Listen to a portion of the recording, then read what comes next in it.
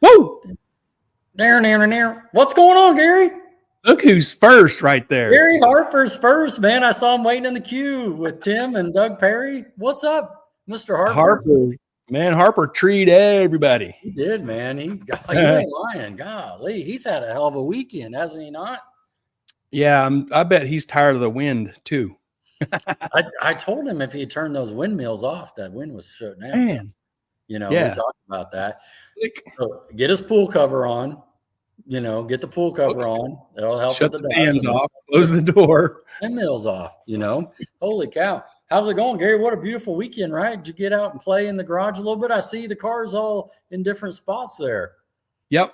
I kind of give it a little cockeyed movement to have a little more room to get through here, and I got front end off. I see you got the hood up there and prepping it for Fox Rod Racing.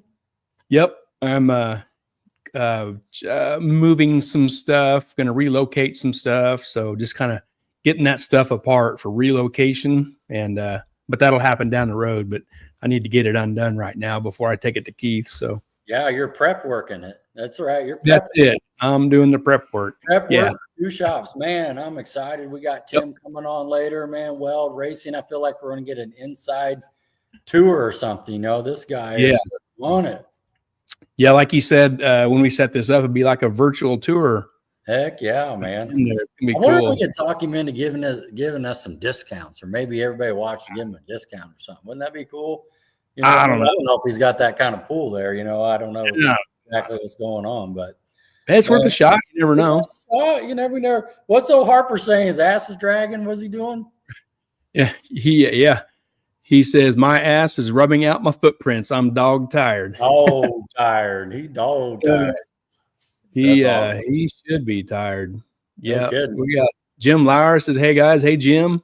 Jim's here on time. Yep. And Jim Robinson. What's up, guys? Hello, Mr. Jim. Jim and Jim guys. Jim and Jim. Troy Aves. What's up, all? Hey, Troy. Hey, Troy.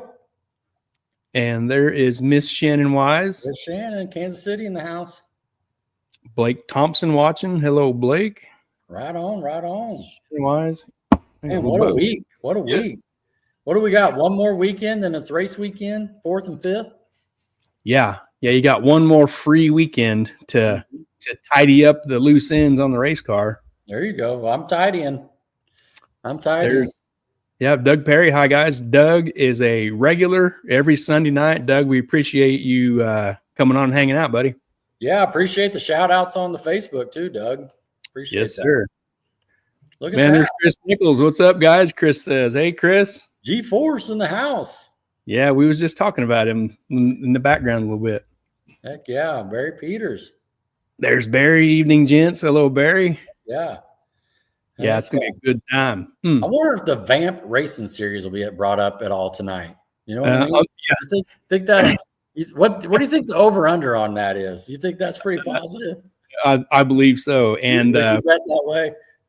Yep. And another thing that'll get brought up, I'm sure, is the purposebuilt.org website that was a pretty mainstay campground for the Kansas City community back in the day, back before Facebook and all that. It was the go-to, go in there and talk a little smack, get on there and get it done. That's awesome. Yeah. Those were different days back in the message board days. Know, let's just make the dial-up noise now, right? Now you're AT&T in, right? Hardwired in this week, wasn't you? I got fiber cabled up last week. Man. And you know where I noticed the difference right now so far? Okay. When Tiffany asked me a while back, hey, you notice any different? And I didn't notice any difference. When I was loading pictures out of the download box into the StreamYard side, loading the pictures, maybe it's coincidence, right? But they seem to load faster now. Oh, I bet it's not. It's very small detail, but I think it's a little bit faster. Yeah. When we first started this, I was Wi-Fi frozen rod drop off. Had to you were money get hardwired myself, man. Golly. Yeah, it's like you were tossing soldiers out of the block. It seemed it was nitrous days, man. No doubt about it. Speaking of coming out of the block, we'll have to talk about Chris a little later on. Yep, that's right. That was just a little one. I mean, he probably got it fixed already, but it's something that no big deal. Yeah. There he is right there. David Maxon says purpose built was a good time for trash talking. There you go. Woo! There's Chris Paget. Hey guys. What's up, Chris? Have you seen Toy Story when he goes, reach for the sky? Remember that? Yes. Yeah, that's what. Yeah, that's perfect. Yeah. Well, there's Larry Hunt watching. Mr. Larry, Mr. Titans of 10-5. Let's go. Yep, it's getting close to Titans time too. Bill's on deck there. I saw some posts come out. Man, can't wait to get there. I was looking up the little drive for us, Gary, you know. Okay. And charting our way. You can get there 3 different ways. We're gonna have to reach out to some of the locals over on that side, see where we can get a good hotel. You know what I mean? That's right. Yeah, Larry, we could use some info there. Yeah, hit us a message on the side there, Larry. You know we got the group chat going there, Messenger. Help us out with that. We need to book something. Yeah. Yep. Lance Mason is watching. Jason Medcalf, Clayton Boyer. Right on. Awesome. Clayton Boyer. Yeah. Cool.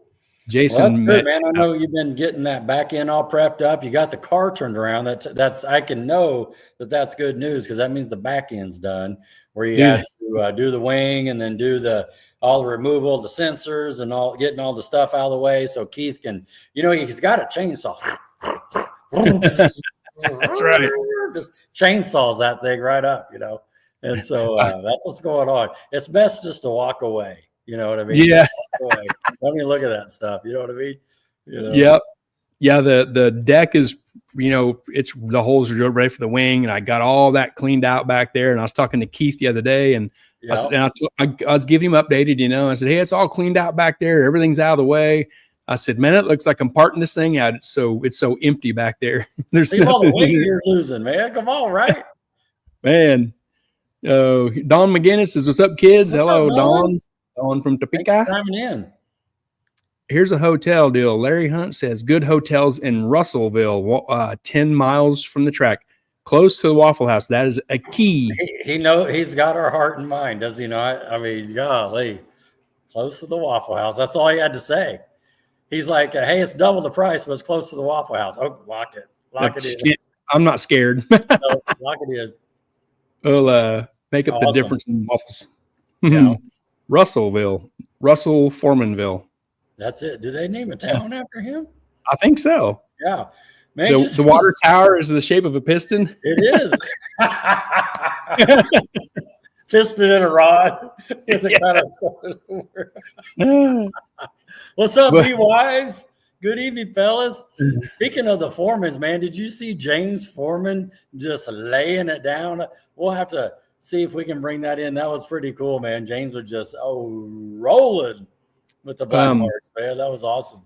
Do you think he was just scuffing in some new tires or what? Is that what he was doing? I don't know. Maybe. I think he was officially sounding off his race season.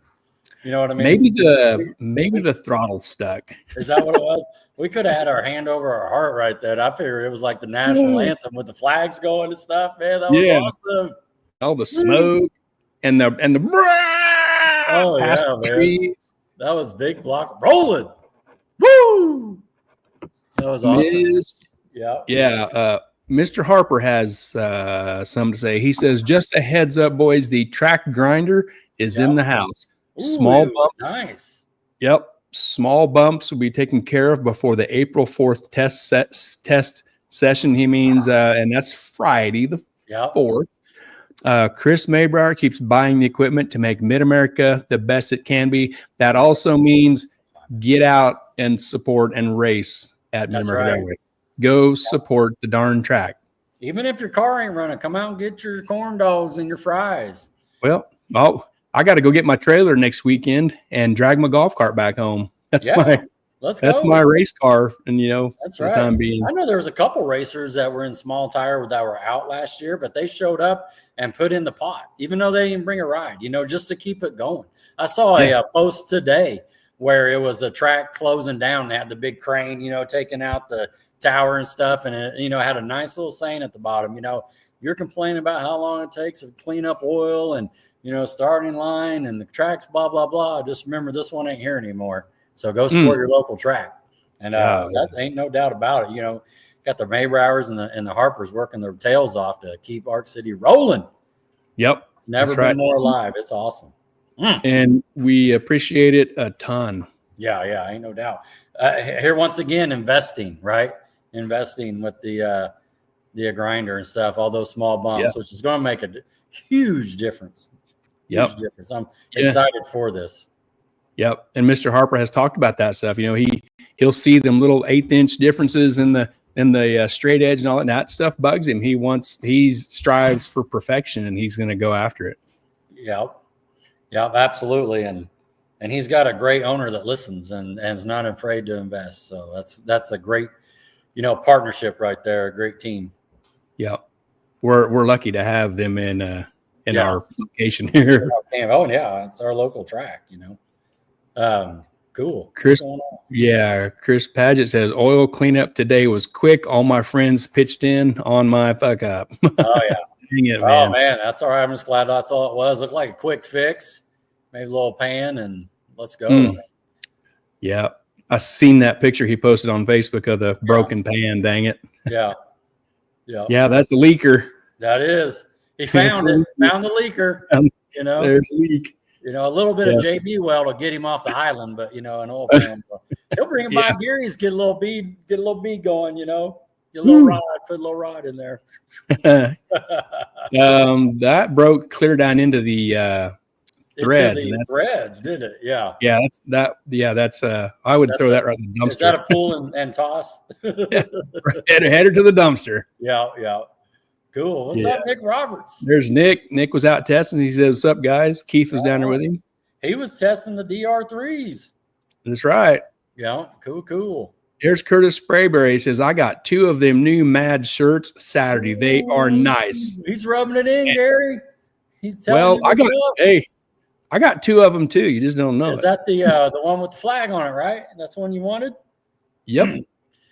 He's going to get ready to come back and say he's got. I think what he meant, he's got your shirts. Is that what he's saying? He's going to bring them over to you. There they are. One black, one gray. Mrs. Harper said she's got a couple kicked back in the corner for me. There you go. You got them saved out. They're probably they're probably locked in the safe next to the payout winnings. You know what I mean? Yeah, right. Next to the recipe for the fries and corn dogs. That's where the fries and ketchup. And the corn dogs. Yeah, I'll pick them up Friday night when we go down there. Oh man, looking forward to that. Man, I just thought about something. I need to order that push bar. I don't know why that just came to my. I'm just trying to get all these little things lined up. You know what I mean? Yeah. I had a note to myself to call them tomorrow. That just popped in my head for real. That's funny. Yeah, I got to write stuff on like green painter's tape, and I got to stick that stuff all over. I'll forget. I got a napkin right now for real. I was telling somebody at work last week, I said, I'm almost 54 years old and my brain is full. It's full. Is it trying to shove more shit in and it don't fit? Till. Yeah. So that's awesome. Yeah. Overload. Yep. Overload. Cool, man. That's Carson. Golly. Got NHRA on. We had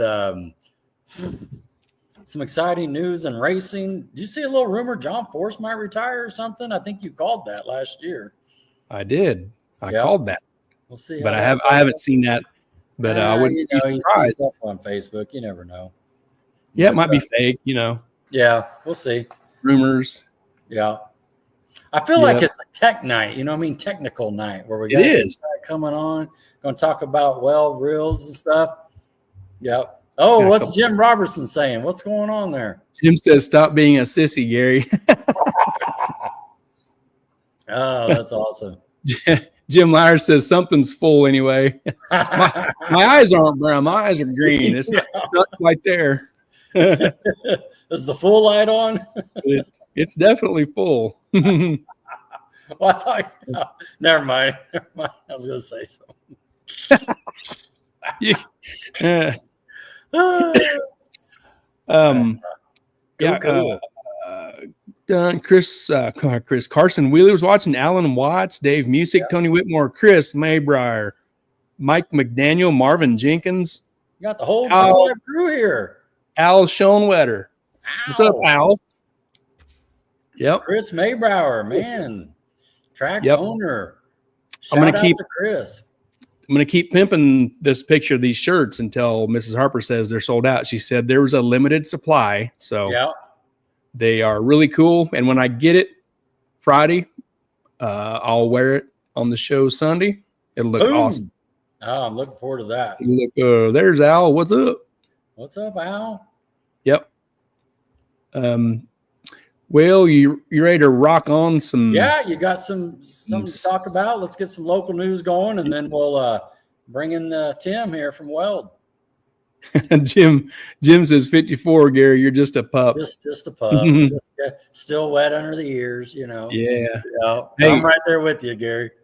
I was climbing in and out of this stupid car because I had to stick my head up underneath the dash and loosen the fire system stuff, and then try to climb back out of that. And I'm like, God, this sucks.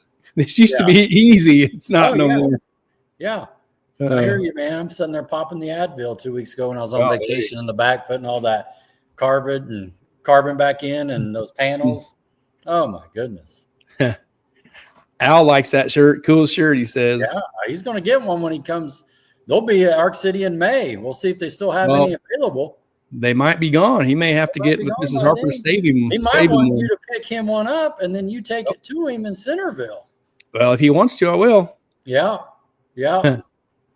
Al knows that's young guy work. So you need to get Casey in there. Okay, he knows. Yeah, you need to get Casey in there out in the garage. Just tell him to dive under that dash and get that fitting off. That's what you need. I'll just hold him upside down by his feet. Upside down. There he's in there. That's awesome. Well, let's kick this train off. Look, let's do it. You remember seeing this? Stephen Brown from Advanced Engine? Bucky's. Stephen Brown. Stephen back there on the right side in the back seat says just some best friend shit. Bucky's trip complete. Oh, man, that's awesome. We know they went to some of the Advanced Engine crew went to Texas 2K last week, and he didn't say when this was. I thought it was on the way out, but maybe I'm wrong. I don't see Mark. Yeah, I don't know. Jim Robinson, you testing Friday night, Rodney?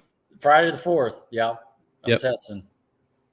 Oh, we got some inside here. Curtis says Bucky's coming to Oklahoma this year. They're getting closer. Ooh, oh, man. I'm going to guess Oklahoma City area. That'd be my guess. Yeah, that'll take it. That's close enough just to go down there and walk around and drive back, you know? Yeah, that's right. Yeah. Al says you should see the old man trying to do chassis work. Oh, man. Well, you get in those spots, you might want to just lay there and take a little nap. You know, I'm already down here. Take a pillow in. Yeah. You know, go in with a pillow and a blanket. There you go. That's awesome, man. Well, Gary, I'm telling you right now, next time we roll down there, you're buying this little hoodie thing or whatever this zip up deal is. Is that a t-shirt? What is that? You're about to get a better look at it. Okay. Let me see it. That's his comment here. Al says nap. Oh, yeah. He knows. Al knows. So Stephen posted this the other day. Advanced Engine. This behind the counter. That's Stephen and Jeff there. He says, don't panic if you come in and see me and Jeff like this. We're a little bucked up, but it's nothing to be scared of. That's awesome. Oh my goodness. That is funny. That is funny. Could you imagine if you didn't know and you just walked in? Just rolled in. Yeah. What is this? Go over there to Salina and be like, what just stopped by? That is awesome. What is going on? What in the wide world of sports is going on here? The Tarnation. I said the Tarnation going on in here. Speaking of Waffle House. Yeah. Bam. You sent me this. Yeah. Did you go out and count all these? Is that what you did? I did. I went and counted, and I was at down in Florida where there's 185. That was man. I went to every one, but I thought we still need to hit the 4 in Kansas there. You know what I mean? Yeah. They, what's Larry say? Larry says the more bars you put under your car, the more handles available to pull yourself off the floor. That's true. That's where he's doing your pull-ups. You know what I mean? Yeah. Yeah. Jim says it goes with your bottoms. It does, Gary. Man. Where are you at, Gary? Come on. I know you got them. So the Kansas side, it says 4. Right. So I had to dig a little deeper. Okay. And of course, the Kansas City area. All 4 of them. Yes. They're way too close together. Yeah. Spread out a little bit. We need one in Wichita. Make its way over here in Wichita. Across the street from Mel Hamilton, there's an empty lot. That'd be perfect. On the west side of the road there, 119th. Perfect. Plant one right there. Me and you need to go and just invest in that, and get be a franchise owner there. I just go sell my stock and Chad, just go to the closet. Buy a Waffle House. You got enough in the closet right there, man. Come on. Dig in my pockets. Yep. Yep. Awesome. Yeah. Maybe someday we'll get one down here. Maybe. That and the Buc-ee's. Yes, that'd be great. They're in the same parking lot. That'd be a great combo, wouldn't it? Yeah, it would. Man. This is kind of something cool here. What's this comment? Doug Perry. Jeff Harper says, Doug Perry, me too. Yeah. Eric Martin posted this old picture from 2011. Does anybody want to guess where this car is now? Anybody? What does that say? KC Tint Works? Yeah, KC Tint Works. I think that's Eric Martin's business. I don't know if it still is, but it's hard to say. It's been a long time ago. But yeah. Alice says 433 in what state on every corner? Yeah, pretty much. Yeah, that's awesome. Where was that for? Oh, that was Georgia, 433. Yeah, Georgia. Yep. So Eric Martin, he says he sure misses this old hot rod. Yeah. And that was dated 2011. Yep. Jim's got it right. Okay. Jim says Rodney's Garage. Yeah. Yeah. You win, Jim. You don't win anything, but you win. You win a box of gloves. He wins a shirt that you're going to give him. Yeah. But man, when I saw this picture, I about fell over because I of course knew it was Eric's, and then I was like, oh, I think that's my car, and so I saw a couple things on here, and then so and then some people made some comments, and I saw some other pictures of the car, and I'm like, oh my goodness, that is my car. And, yes. But hopefully I get to meet Eric, when we go to Flying H or whatever. But I'm assuming he had this car in what? I don't even know, 16, 15, 14. I don't even know, when he was racing it. Yeah. But this is racing at Kansas City here, I think, KCIR. Oh, right on. I think Jeremy Jensen drove it back in them days. Okay. The Kansas City people are familiar with Jeremy Jensen. Yeah, yeah. And here's what it looks like under the hood. Just pretty simple. Yeah. It's got a distributor in it. I'm going to guess it probably has Big Stuff 3. Yeah, Big Stuff 3. And that was an 8.2 deck deal and an old Precision 88 there. And yeah. Well, it had Big Stuff when you bought it, so it's probably Big Stuff. Oh, yeah, Big Stuff and 7AL or Digital 7, excuse me, and AMS 1000 boost controller. Yeah. But, but no, that's it. Yeah, when I saw this, I was like, holy cow, that is it. Yeah. Because when I bought it here, it still had, the bars going through and the work done there. And a couple years after that, I got rid of all that. And same with those headers. That's the headers that it came with. When I bought it, it had a Panhandle 8.2 deck with Victor heads.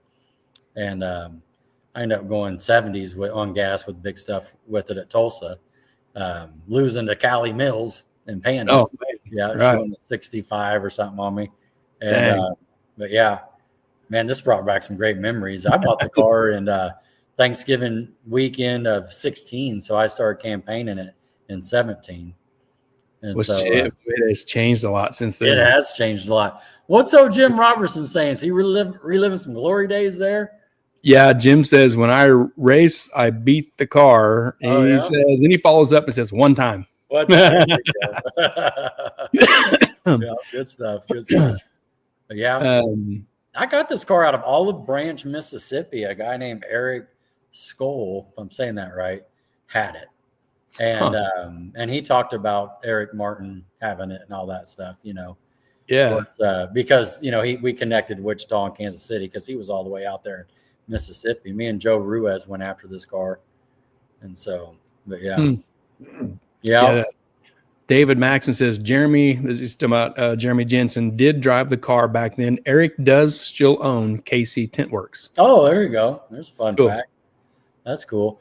Yeah, like I said, we've been messaging each other a little bit on the side, and you know, I see that the weekend of 9th, 10th, Flying H has that streetcar takeover, so we might have to maybe we can hook up with him, just kind of let him look the car over and see some of the differences and whatever. So yeah, he will love it. Yeah, I got something else cool to show with your car and that. Oh, there you go. That's you owning it in 2018, March 23rd, today's date. Yeah. Now, this is the then and now deal on Facebook, and then there's now. Yeah. So look at that difference. Isn't that cool? Man, that's actually in my old shop over on Gordon Bennett in 2018.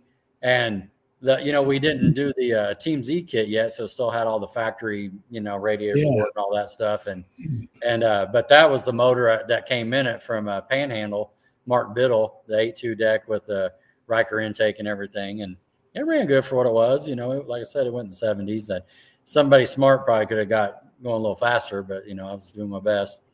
But with that big stuff and that AMS 1000, and but yeah, that's man. You think about that, and then this transformation it's been under with all the body panels and the front end kit and the work in the back, and I just think about that.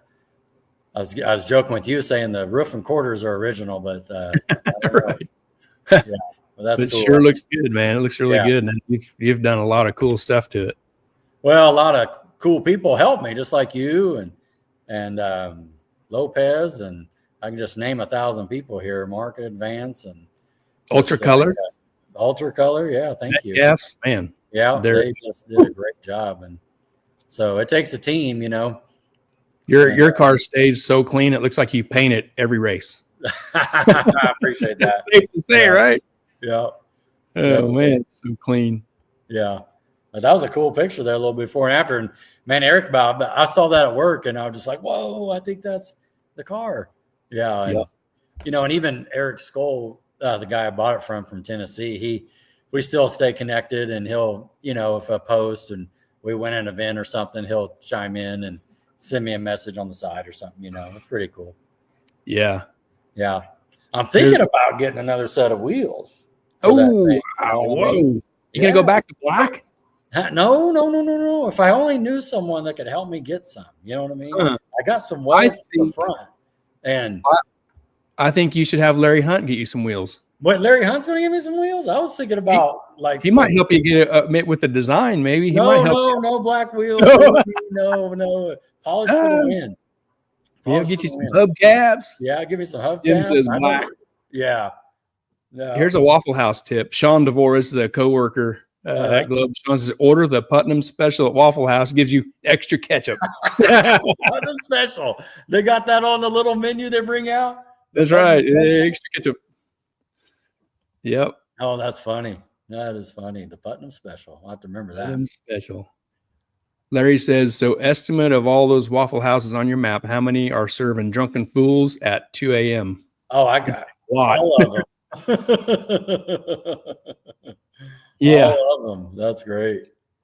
Cool, man. Great shot there. A little before and after. Cool. Yep. Yeah. There was some testing down at MAD this weekend, yesterday and today. Jim says, make the wheels match the gloves. Oh, that's funny. Oh, Jim.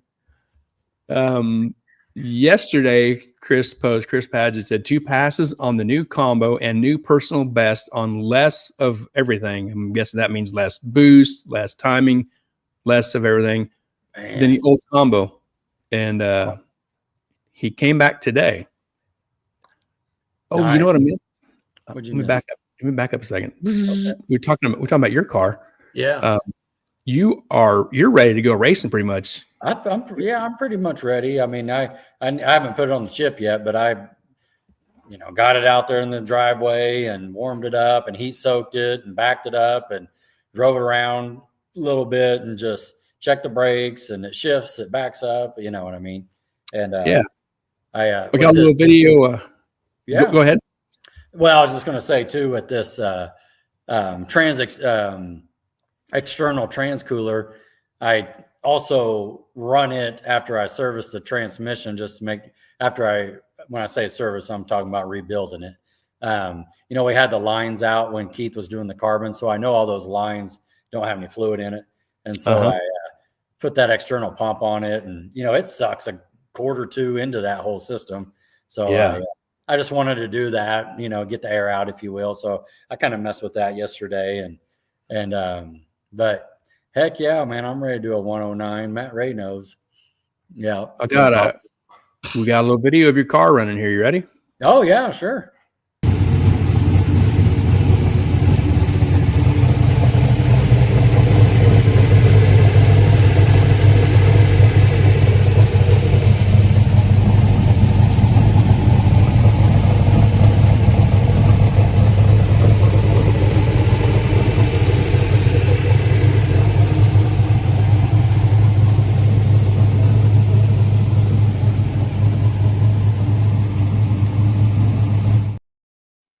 Heck yeah. Looks good. Thank you. I always sleep better with oil pressure. You know what I mean? Yeah. Yeah, no kidding, Scott. Cackle pipes. I love the way that thing sounds. But yeah, I think I'm ready, and we'll go on the 4th and get some testing in and do some shakedowns and everything, get ready for the 5th. And hopefully a good turnout there with that. Harper has a tip for you. What is he saying? Harper says that front end is shiny, so stay off my timing cones. I know I call you the cone hunter and all. I ordered a box of 8. I'm staying away from all the cones. I hit my cone, count for the whole career. What I hit 2 or 3 last year, I'm done. Well, he's got a box of 8, so they say if you have them, you won't need them. That's right. That's exactly. So let's go with that. That's funny. Yeah. I was talking to Metcalf the other day about that. You know what I mean? Oh my goodness. Had him on speed dial that night, 11 p.m. Hey, I just hit a cone. I'll be at your shop on Monday morning. He gives me the thumbs up. Right. Oh, look at that. Look at that. He was testing on 28 10.5s, wasn't he? Yesterday. There you go.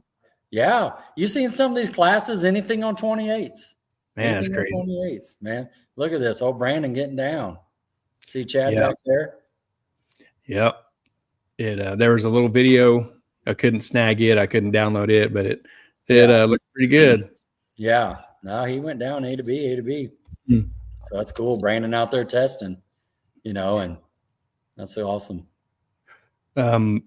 Hey, Ray Parsons is watching, and Tim Webb. Tim Webb. Ray Parsons, we're seeing some action out of Skyview, I think, is working on your Camaro. Man, it's went under the knife. We need to dig into that. Heck yeah. Days. Yeah. Heck yeah. So Harper set out on a mission to show everybody what's up. And he's he did. What's this? Are any of the wheels touching at this point? I think barely. The bumper is barely touching over there. Holy cow. That S10. And this dude over here is like, it's good. That's what I would think. It was a field goal. Yeah. It's good. Well, what's nice about this picture is you can see everything. He's got a little bottle back there, CO2 bottle, fan. He's got the fuel cell back there, maybe a little air box. I mean, it's good autograph there. It doesn't have a hood. If it had the weight of the hood, it might have stayed down. Right? Gary, yeah, maybe the hood would have helped keep it down. Man, what a great shot by the camera crew there at Mid America. Get a muscle car media there to get that shot. That's awesome. Al said Harper is only buying 8 cones, buying cones 8 at a time? Question mark. He says I thought he was running fast cars over there. Oh man, look at that! I was calling him out. I was calling him out. That's funny. Some more wheelie action. Yep. Got a hold of Chris Paget. Yep. Look at it, Larry's checking him out. And he's like, "What is going on with that giant wagon?" Yep, that's funny. They're not supposed to do that. That's a whole lot of weight up in the air there. That's awesome. Here's a video of that too. Okay.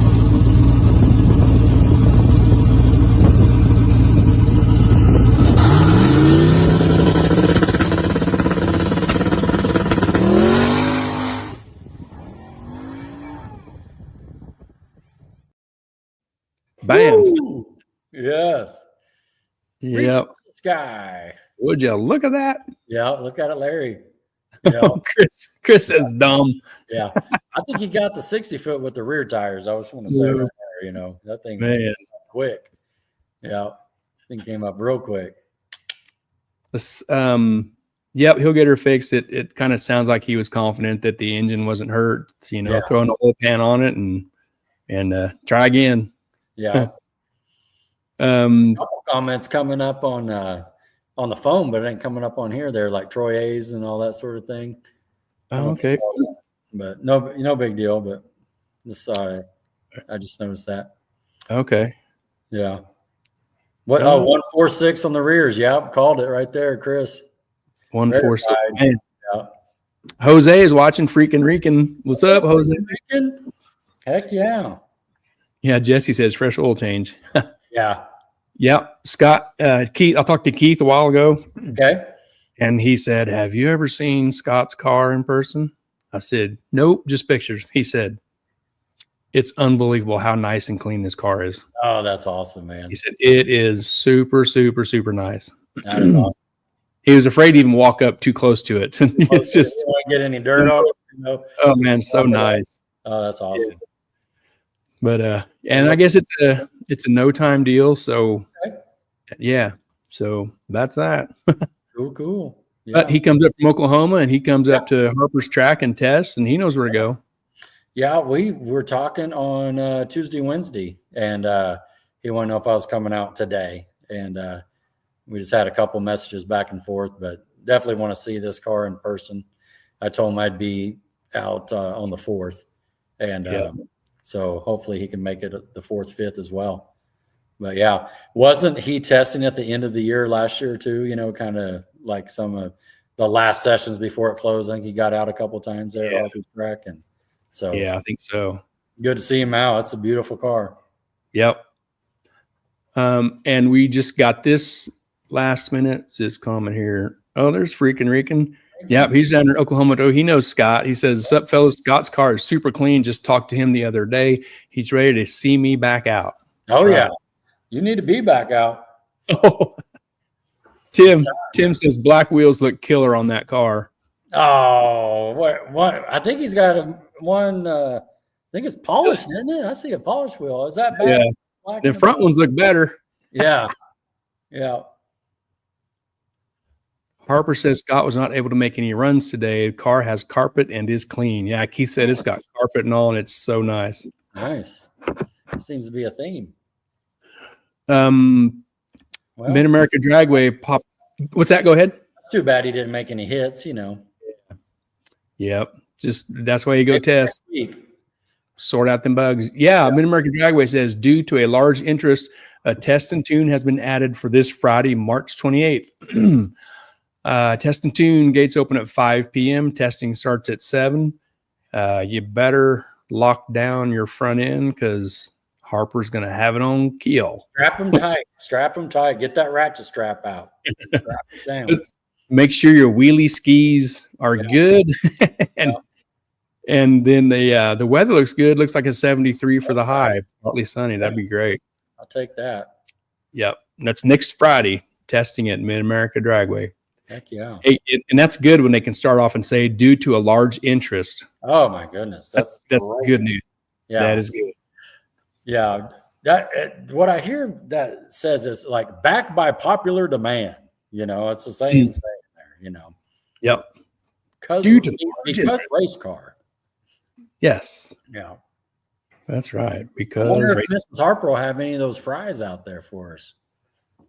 Probably. I bet she will. I bet she runs a limited stand at that time. Maybe selling some shirts. Chris says, I think they had 75 cars yesterday. Dang, awesome. Heck yeah.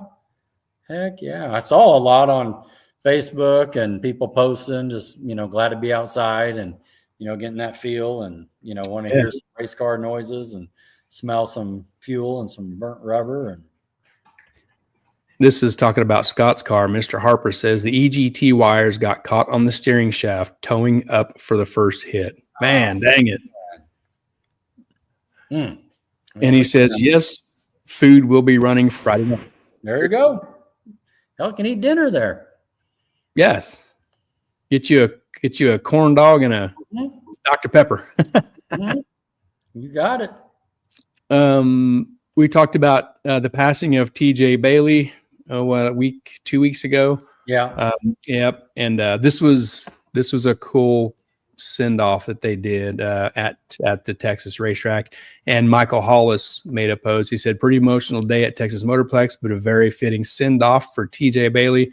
The older I get, the harder these kind of things are. When you're 20 years old, you think you're invincible and you're going to live forever. But as you get older, reality starts to set in and you realize that's just not how it works. Yeah. So they took TJ for a ride down the track one last time. They sure did. Did you watch that video, Gary, of that ride? No, I did. It was cool. He staged the car. The guy brought him up.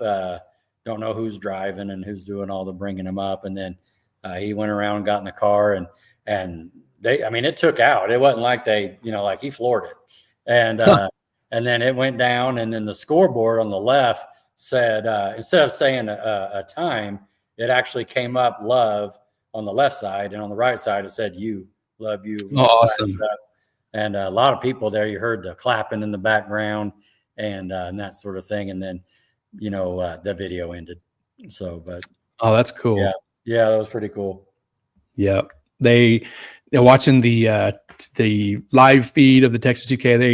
They talked about him a lot. Oh yeah. In that feed. They had a little fundraiser going that day, did they not? Yeah. I think they raised 100 plus on that deal. I saw Richard Rawlings out there. I think he put up the first 5,000, and they just had some QR codes, and that's just great stuff. Wow. So, we seen a couple. Talking about a couple cars ready to go. Yeah. Oh. My favorite blue car. Yeah. And my favorite guy named Derek. Yeah. Well, you got them both covered there. Yeah. He says lives in Oklahoma. Okay. Yeah. Got it. Yeah. He wasn't out much last year, I don't think, but he says Bam Bam is almost ready to go play, and it's all cleaned up. It looks really good. Yeah. No, he's ready, and that thing does look good. Seth's good. He was kind of showing off that he got him a new hair dryer, and I'm just anxious to see this thing out. Mm-hmm. What I'm super anxious about is our little meeting we're going to have with him when you're ready, and right. And so super excited to see that. Hope that kind of kickstarts things a little bit. Yeah. What's Abe saying? Troy says for Mustang, it's a nice looking car. Man, look at those rims. Whoop, whoop. I don't know. Imagine how good it would look with some polished. Oh man, especially you can get some weld. Yeah. Man. Jim, black wheels look good. Whatever. Here they come, left and right, boy. Hey, Jim, you're right. They look good, but not as good as shiny. That center wheel's so big, it could be a freaking wheel. Golly. Yeah, no kidding. On the front bumper there.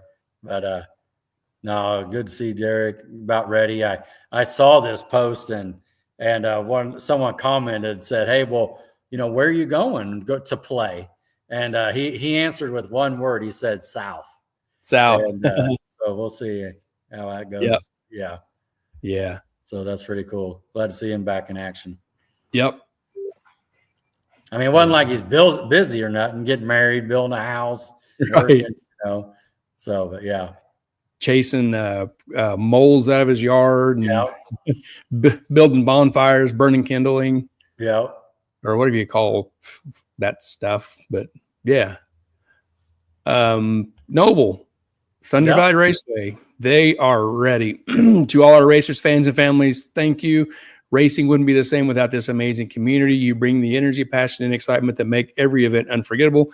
Is this weekend going to be your first time at the track? Welcome to the family. Whether you're here to race or just watch the action, you're in for an unforgettable experience. Search for a friendly, familiar face, and we will get you where you need to be.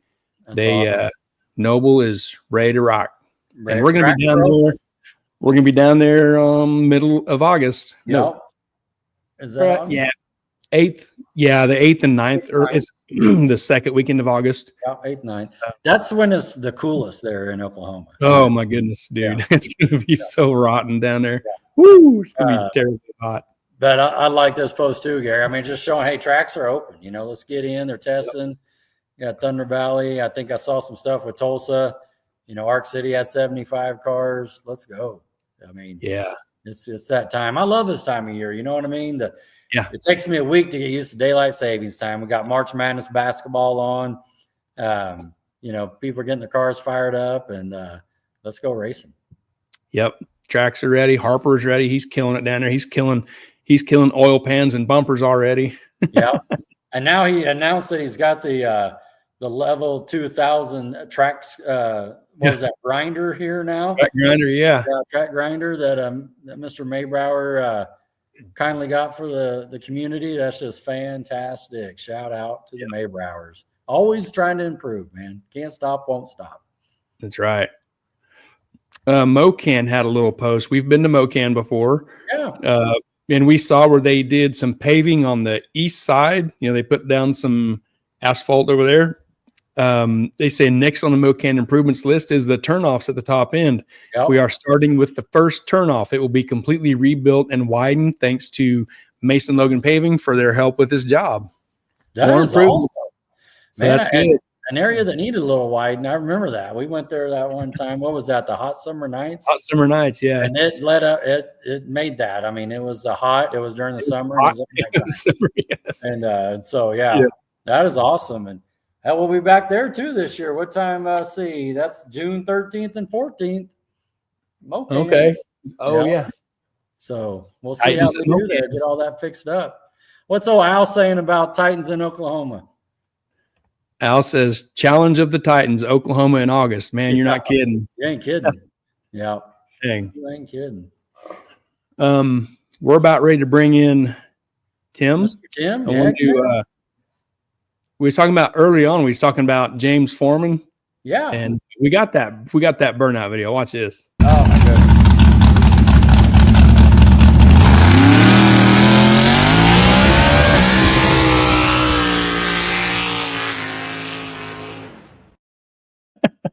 I could watch that 10 times in a row, man. That was awesome. Man. And even after the trees, you could just still hear the motor just like rolling and the American flags flying in the background. I mean, I want to stand up and salute. I mean, where's the national anthem? You know what I mean? That's like race season is that just kicked off the race season right there, that burnout. Oh, that was awesome. Russell will be like, boy, what happened to your tires? Yeah. I don't know. You know, they're brand new. You got to scuff them in. That's all that was. Scuffed them in, yeah. We got one more video to share. Eric Kuhn was testing. Okay. Yep, the 55, everybody's favorite 55. Here's the video.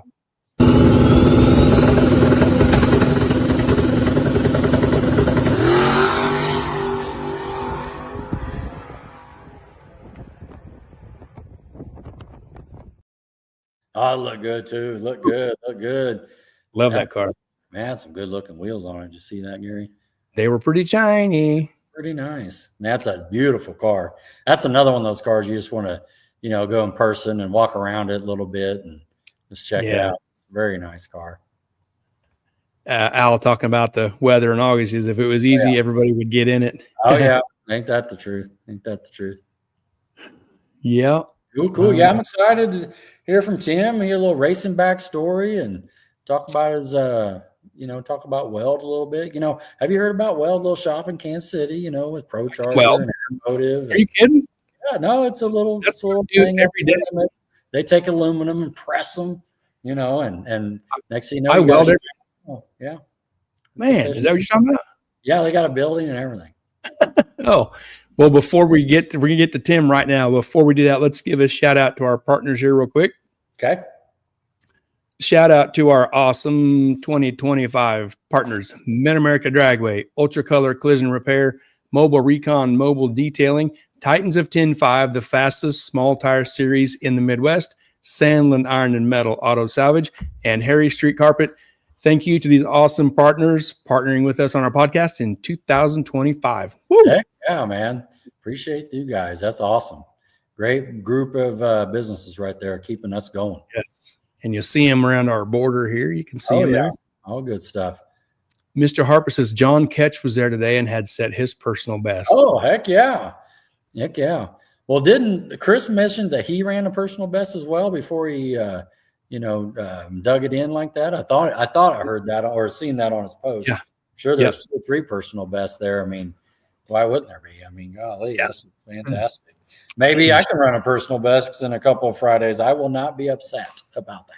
That would be cool. Be a good way to. Oh, here we go. Be a cool way to kick it off. We got some numbers here from Chris. Chris says 116 for John Ketch. It should have been a high 4, but shifter didn't cooperate. 511 at 118. Dang. Yeah, get them bugs worked out. Yeah, that's awesome. What does John Ketch have? On a blank. Somebody help me out. Chris obviously knows who it is. Well, get me ready for Tim.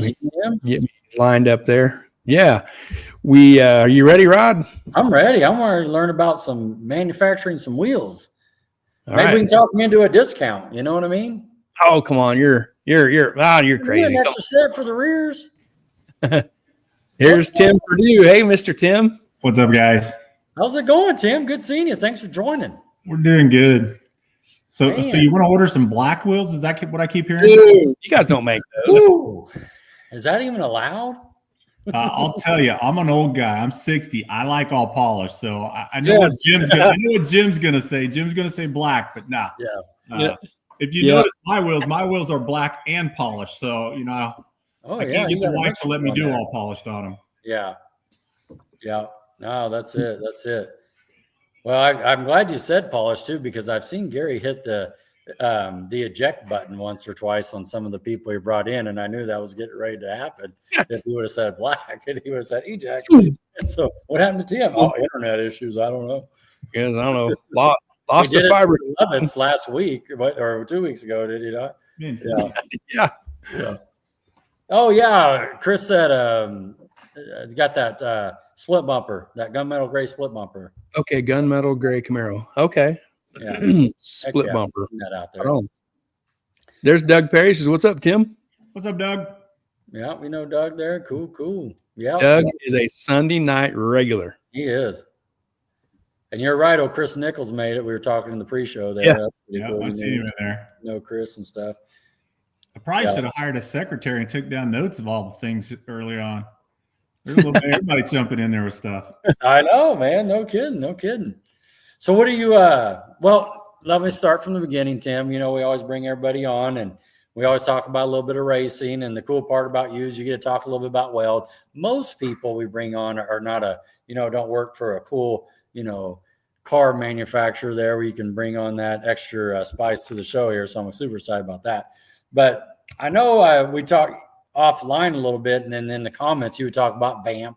So I'm sure we'll get into that back in those days. But it's our first question we ask every person in here is what car you drove in high school? So go ahead and start us off. In high school, I drove a 70 Camaro. Man. Nice.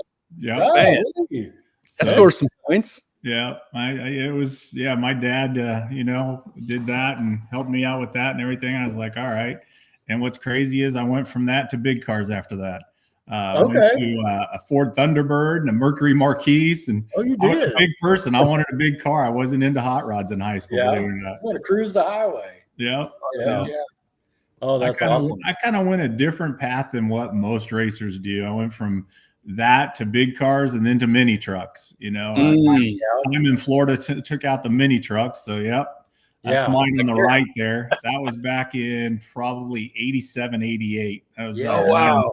Chris Hisches. We used to cruise Nolan Road with him back then. How funny, man. Yeah. It's funny too, because like I appreciate this as well, because I know it's a lot of time and money and energy and engineering and everything that you put into this stuff. You know what I mean? It don't matter mini truck, lowrider, donks. We just, you're that passion of this. And so, yeah, that was a phase back then. I totally remember. Yeah. That's awesome. These often came with big booming stereo systems too, didn't they? Sure did. Yeah, they sure did. That's Did you have a stereo system in this one, Tim? I did. It had 4 tins in the bed. We used to cruise Nolan Road all the time, and the bed was always bumping, and there was always women in the bed dancing. So, oh man, listen to that, man, golly, dang, that was a good time. Yeah, no, that's awesome. How long did the mini truck, kind of last for you there? For me, only about 2 or 3 years. Then life, family, wife, kids all got in the way, cars and stuff like that. So that's awesome. So did you see her? She's playing with lights back here. She says she can't see me. So no, that's right. Whoa.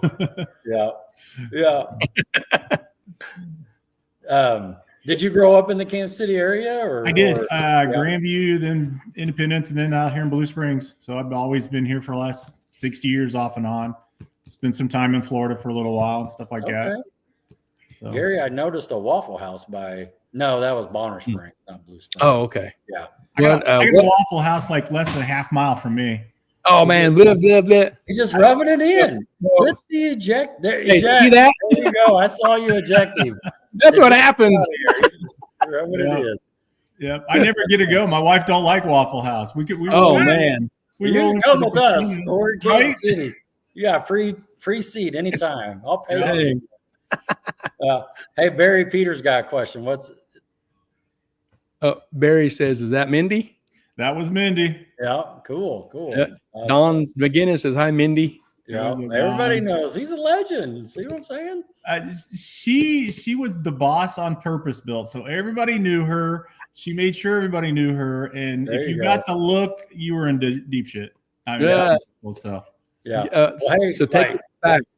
Yeah, definitely. I was kind of out of the game there. I told you in the studio on the side, I stepped out from 07 to 16. So what's Purpose Built? Tell me about that. So it was just a website to talk trash on pretty much. There was another site here in town called KCR SR, and we had purpose-built streetcars. So it just kind of clicked and came over, and it just went from there. And a lot of trash talk, and a lot of the really hardcore drag race hot rod guys were over on the board, and it just kind of funneled from there. It was around for about 15 years. When the track closed down here, we kind of just shut it down. I kind of faded off into a different part of life, and wish we would have kept it going now that we got a track back. But yeah, it was a good time. I was going to say something. You said you never knew about Purpose Built. And what's crazy is your car was famous because of Vamp Racing, which you said you never got to do. And I didn't put 2 and 2 together until Eric posted that picture this week. And I'm like, no wonder I think it's a super clean car.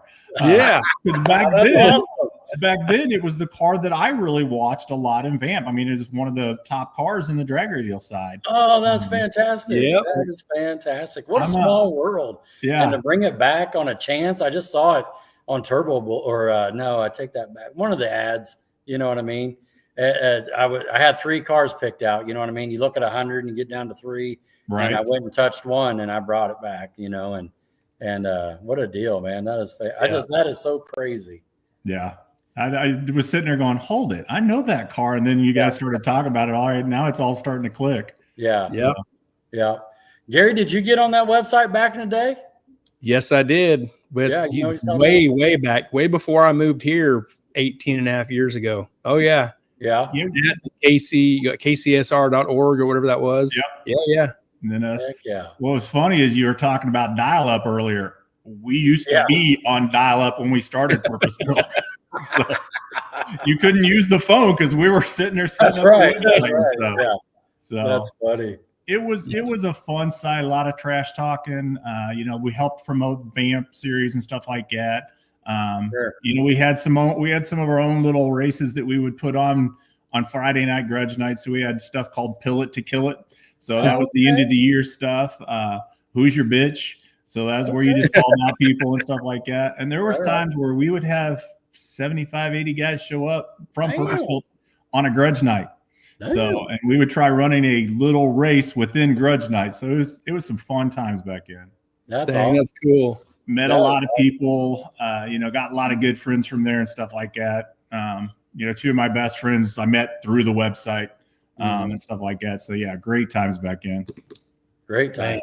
That's cool. It's funny, Tim and Gary, I missed out on the Vamp. I've talked about that before. No one has ever came on. I've never heard anybody say like, "Oh, Vamp, it was okay." It wasn't that fun. No one has said that. It's always been, "Oh man, Vamp was the best time, and we had so much fun back then." And because they had different rules for different tires, right? If you can run nitrous, you get a little help on the tire and just some other stuff. Am I thinking of that class?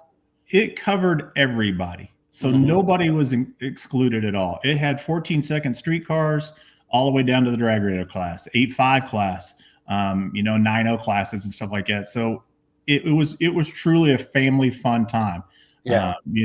There was a lot of, father-daughter, father-son stuff bringing it out. Red Hat Scotty, him and his sister and his, used to come out and race in it and stuff like that. So there's a lot of girls racing in it, which was, kind of cool seeing everybody do it. Absolutely. Multiple generations and stuff. So it was a fun time. Awesome. Darcy Knowles, is she from around that area? She is. Yep. Okay. All the Knowles came out and do it. Okay. Did it. She started kind of towards the end. Mark was driving the car back then and stuff like that. Okay. Bruce was out there racing all the time. I'd never want to line up against Bruce. One, he deep stages, and two, he kills me on the tree. But yeah, we met them guys out at a World Ford Challenge out in St. Louis. Oh man, probably I want to say maybe 30 years ago, 29 years ago. 28 years ago, something like that, a long time. We actually pitted next to him, didn't know what the hell we were doing or anything like that. And Mark and Bruce just jumped in and like, here's what you need to do. Go here, do this and stuff like that. And I'm like, thank you. And our little group went all the World Ford Challenges at Bowling Green. And then they came over to St. Louis. I think they had one in Indy. I mean, that was back in the day. Oh, that was our fun trip, was going out to St. Louis. We'd stay in Collinsville, Illinois at the hotels and just have a party.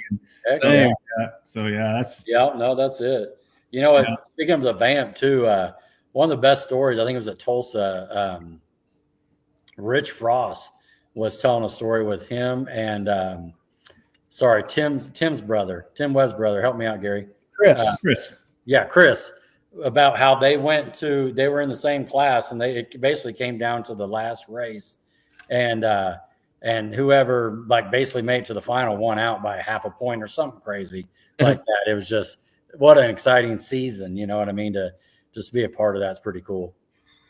Yeah, there was good competition. I mean, it was all the classes it was fun top to bottom. That's great. And it was every other month or every other week, pretty much you were at the track testing, and then the next week was a race. Sometimes there was a race, a separate race on Friday and Saturday, or on Saturday and Sunday. So it was fun. I wish something like that would pop back up again. That includes everybody. Right.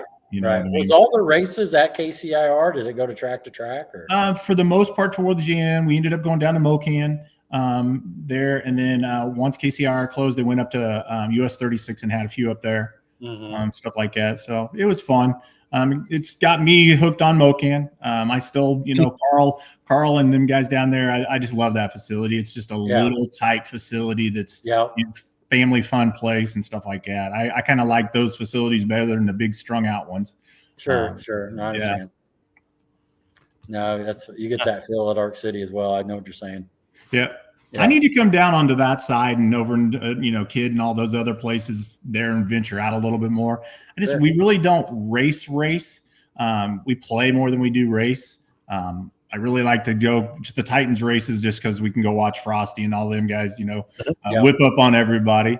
So it's kind of fun. You know, I get to vicariously watch them race and live through them while I just go have fun. They get to do all the hard work and everything.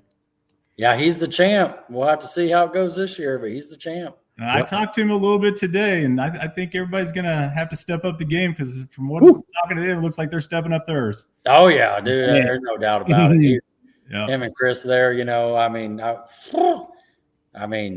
why wouldn't you? You know, I mean, everybody's coming, so you can't stay status quo, you know. Right, so, exactly. Yeah, no, that's awesome. I wish Al would put a foot brake class in that. I'm a foot brake car. I can't leave with any two-step trans brake car at all. But yeah, it's, you know, I love coming. I'll race the 580 class, or, you know, sometimes depending on what's going on with my car, if it's running like crap, I'll run the no box class. But I still get to come have fun. And, you know, when I go out first round, I get a pop of beer while Rich and all them guys are having to work their ass off. So that's always a good time to rub it in. Oh yeah, meet me at the Waffle House. I'm on my way. That's it. Yeah. That's it. So no, that's great. Now, what car do you actually? Let's go on to the next picture then, Gary. And we'll next one you sent me is a couple Mustangs. Are you driving one of these? The convertible was mine. So I am a convertible nut. I love convertibles. Okay. I don't know if you guys Storm and Norman's white Mustang. You guys probably remember that. Yeah. That car hooked me. I always wanted a badass convertible. Yeah. I've had probably 3 or 4 of them. The funny thing about this one is it had a cage and stuff in it. My wife drove it back and forth to work when she was pregnant. Oh, we lived the furthest or closest to her work, so she had to drive the race car. Okay. So, you know, and she had to wear skirts to work. So she would be climbing over the roll cage with her skirt on, getting in and out of the that's thing. awesome. Stuff like that. So, yeah. You may follow Devin Vanderhoof then if you like. Yes. Yeah. Oh, yeah. Yes. Yeah. I want to build a car, but I don't want to build a car. If I built a car, that car would probably be something like I'd follow along. Sure. That car is just flat out badass. Yeah, that's awesome.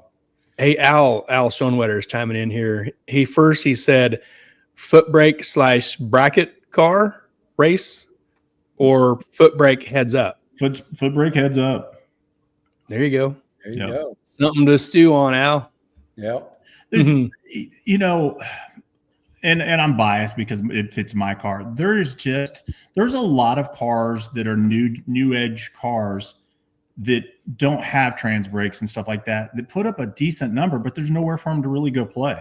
Sure. You look at Justin Keith's Streetcar Takeover. A lot of those cars would go race in other series if there was something they fit in.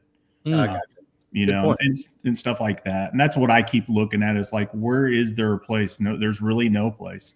Yeah. You know, I go race the 580 class. Guess what? I can run with them ET wise. I just can't leave with them, you know?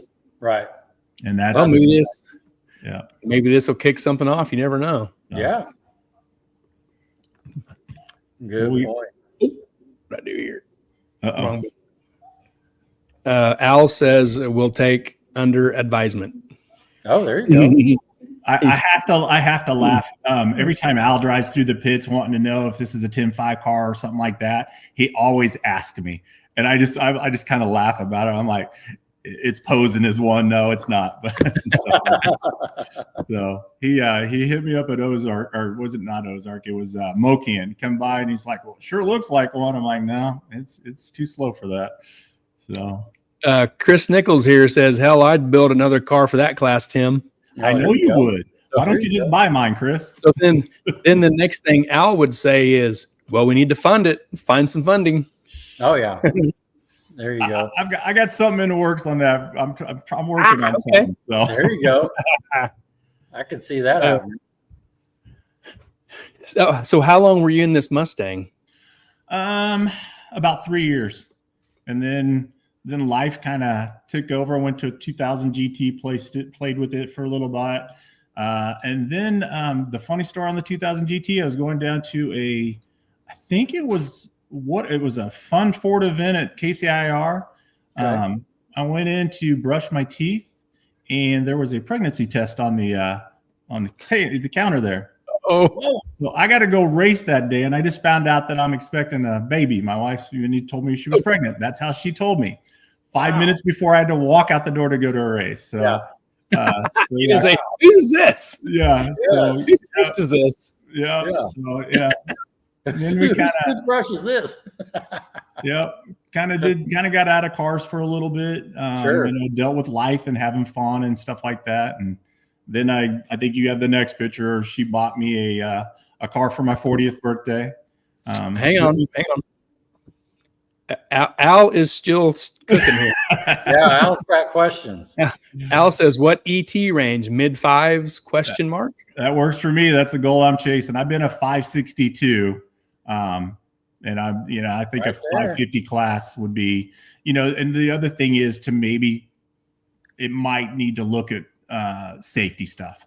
Some of the new cars, 2017 and newer stuff, you can get away without having to go crazy with like an 850 cage and stuff like that. So, and maybe that might be one of the things that comes in. It might be a 565 ET class. So you don't have to, go crazy with the cage rules, because that's going to kick a lot of people out and stuff.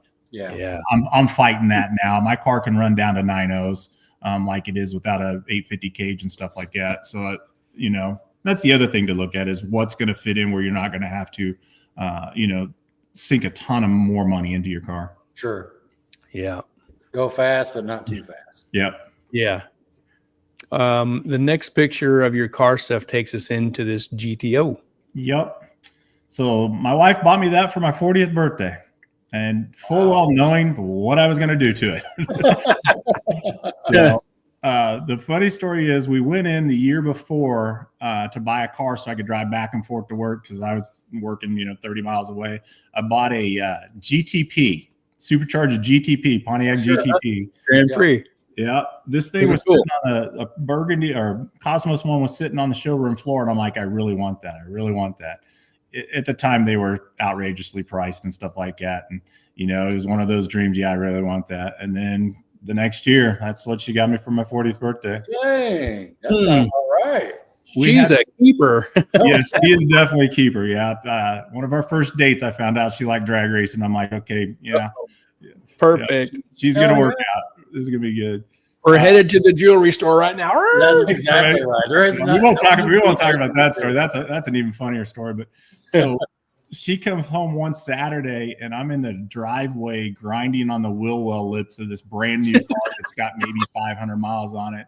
She pulls in the driveway. I got the car sideways, grinder out there, sparks flying. She goes, "What the hell are you doing?" I'm like, "Well, when it squats, the wheels, hit the tires and scratch." And yeah. It's like, "I'm fucking going shopping."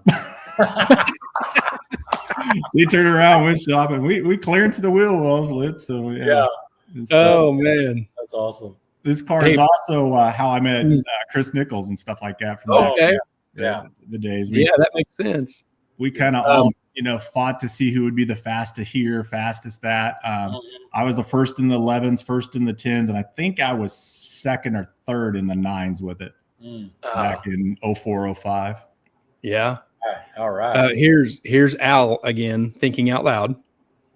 He says, "Let's talk sometime. Weld sponsored ? I wish I could get Weld to sponsor something, but they don't sponsor a lot.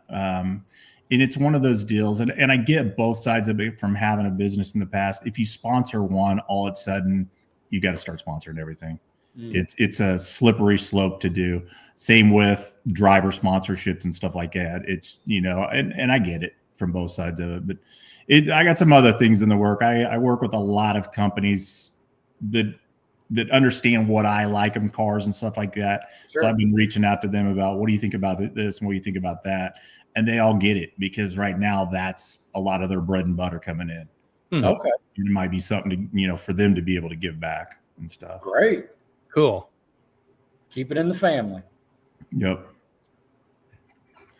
So unfortunately, those are whole shot wheels. I worked with John at Whole Shot, and I worked with Ricky at Bogart designing wheels for the GTOs back in 04, 05, because nobody made any. It was one of the first cars that came in with a 5-on-120 bolt pattern. So nobody had anything for it. Everybody was putting the 5-on-120.65s, and I got OCD issues. I'm like, no, we need to do this and stuff like that. So that's awesome. That's why those are on there. Cool. Here's a under hood. Oh, that's the money shot. So you guys know Tim Reed passed away a while Yeah, little Pinto guy. He built that. So we were out at Vamp Racing one day doing some dyno tunes on some other cars and stuff like that. And I kept telling him I wanted to do a turbocharged setup on this. And I was looking at a STS kit, which was a rear mount kit. Was the only thing they had back for him back then. Squires, right? Squires turbo system. Yep. And he's like, no, I can build you one. I can build you one. Like, all right, let's go. So we dropped it off at his place and picked it up a little while later, and we got to put it together. And yeah, it was kind of a fun deal. We ran it with a stock motor and a 6-speed for a little while, and then we yanked it out. Rich Frost we got a warranty motor, a 6-liter block from him. Made a 408 turbo 400 setup in it, and it really started to fly then. Fun times. How did it run with that turbo combo? It ended up going a best of 989 at 148, and that was 0506. Oh, wow, cool. So it was. Everybody says it was before its time, and back then, that was a fun street car. Sure. And you'll see a couple inside shots. It was literally a street car. I mean, it still had AC, it still had the leather and everything like that, and that's just kind of how I like my cars. I want to go fast, but I still like my comforts. Yeah.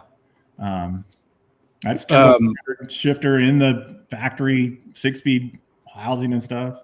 Yeah, that looks great. Yeah. Was you tearing up rear end stuff with that combo? Yes and no. Chris will tell you that there was one time I made a post about I've got 413 passes before I broke anything, and that kind of hurt his sales a little bit on half shafts and stuff. But no, Chris helped us a lot. We tested some some coilovers for him. He ended up helping me out with a locker rear end. I think we ended up even going to a spool rear end. We went down to his house and he grilled some steaks and put a spool together for me and stuff like that. Cool. There you go. Yeah.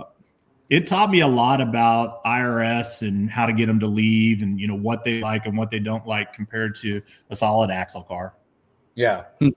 This one I never did leave off the trans brake. It went a 139 60-foot brake in it. Sure. Wow. 4,300 pounds. Whoa. Woo. I asked how much that weighed. So Big. The first number's a 4. Woo. Yeah, first number's a 4. Seems like all my cars, the first number's a 4. Mm-hmm. We talked about that in the last the 4,000 pound club. I think you were saying, Gary, that there's a heavyweight class or something they do. Yeah, the Texas 2K had a heavy class. Yep. Yeah, and what's weird is I wish they would all be the same. Texas 2K was 4,000. I think there's one that's 4,300. The circuit that we're going to in a couple of weeks is 4,200. They need to figure out what's going to be heavyweight. Just make it there and be one. Sure. 4 is a good number. Yeah. Golly. Yeah. Yeah. I kind of screwed myself coming up on this event this year. I went on a diet myself and took a little bit of weight out of the car, and now I'm about 11 pounds too light in my new car. So that's crazy. But yeah, that's all stuffed in there. The crazy thing is that right there, you can see all the ABS and everything. There was no ABS delete back there. We didn't know what to do with it or how to get rid of it or anything. So that's why we had to make that metal shield to cover it all up. That gobbles up a lot of room. It does. Trying to put a line lock on that. Yeah, that was no fun at all. Trying to figure out all the fittings and stuff like that. And I think it was SJM or somebody like that designed one, and we were able to get it to work with it and stuff. So there's the cover you're talking about right there. Yeah, it just looked ugly. And nowadays, you'd make it all pretty and stuff, but it worked for back then. Yeah. 980. That was it. And I thought that was a lot back in. It is a lot. Yeah. When did you part ways with this car? Let's see. The track sold in 2011, so right about then. Sold that. It needed the money to help invest in the new business that we were trying to get going into and doing some house remodeling and stuff like that. And without a track, I really didn't need a car. We didn't go travel to race or anything like that. So life kind of took over. We had a young son that played baseball and stuff like that, so we kind of focused on that and really didn't need a car. Yeah. Did you follow this car? Do you know where it's at? So the car went to Atco, New Jersey, from my house to Atco, New Jersey. The guy had it at the track, made a pass in it, didn't like it. Was scared of it. Said it was too fast for him. He'd only been 11s before. Sure. He actually reached back out to me, wanting to know if I wanted it back. I said no. This is like within a week. I said, here's the name to the second guy that bought it, that wanted it. So he gets a hold of him. This guy's in Oshkosh, Wisconsin. Yeah.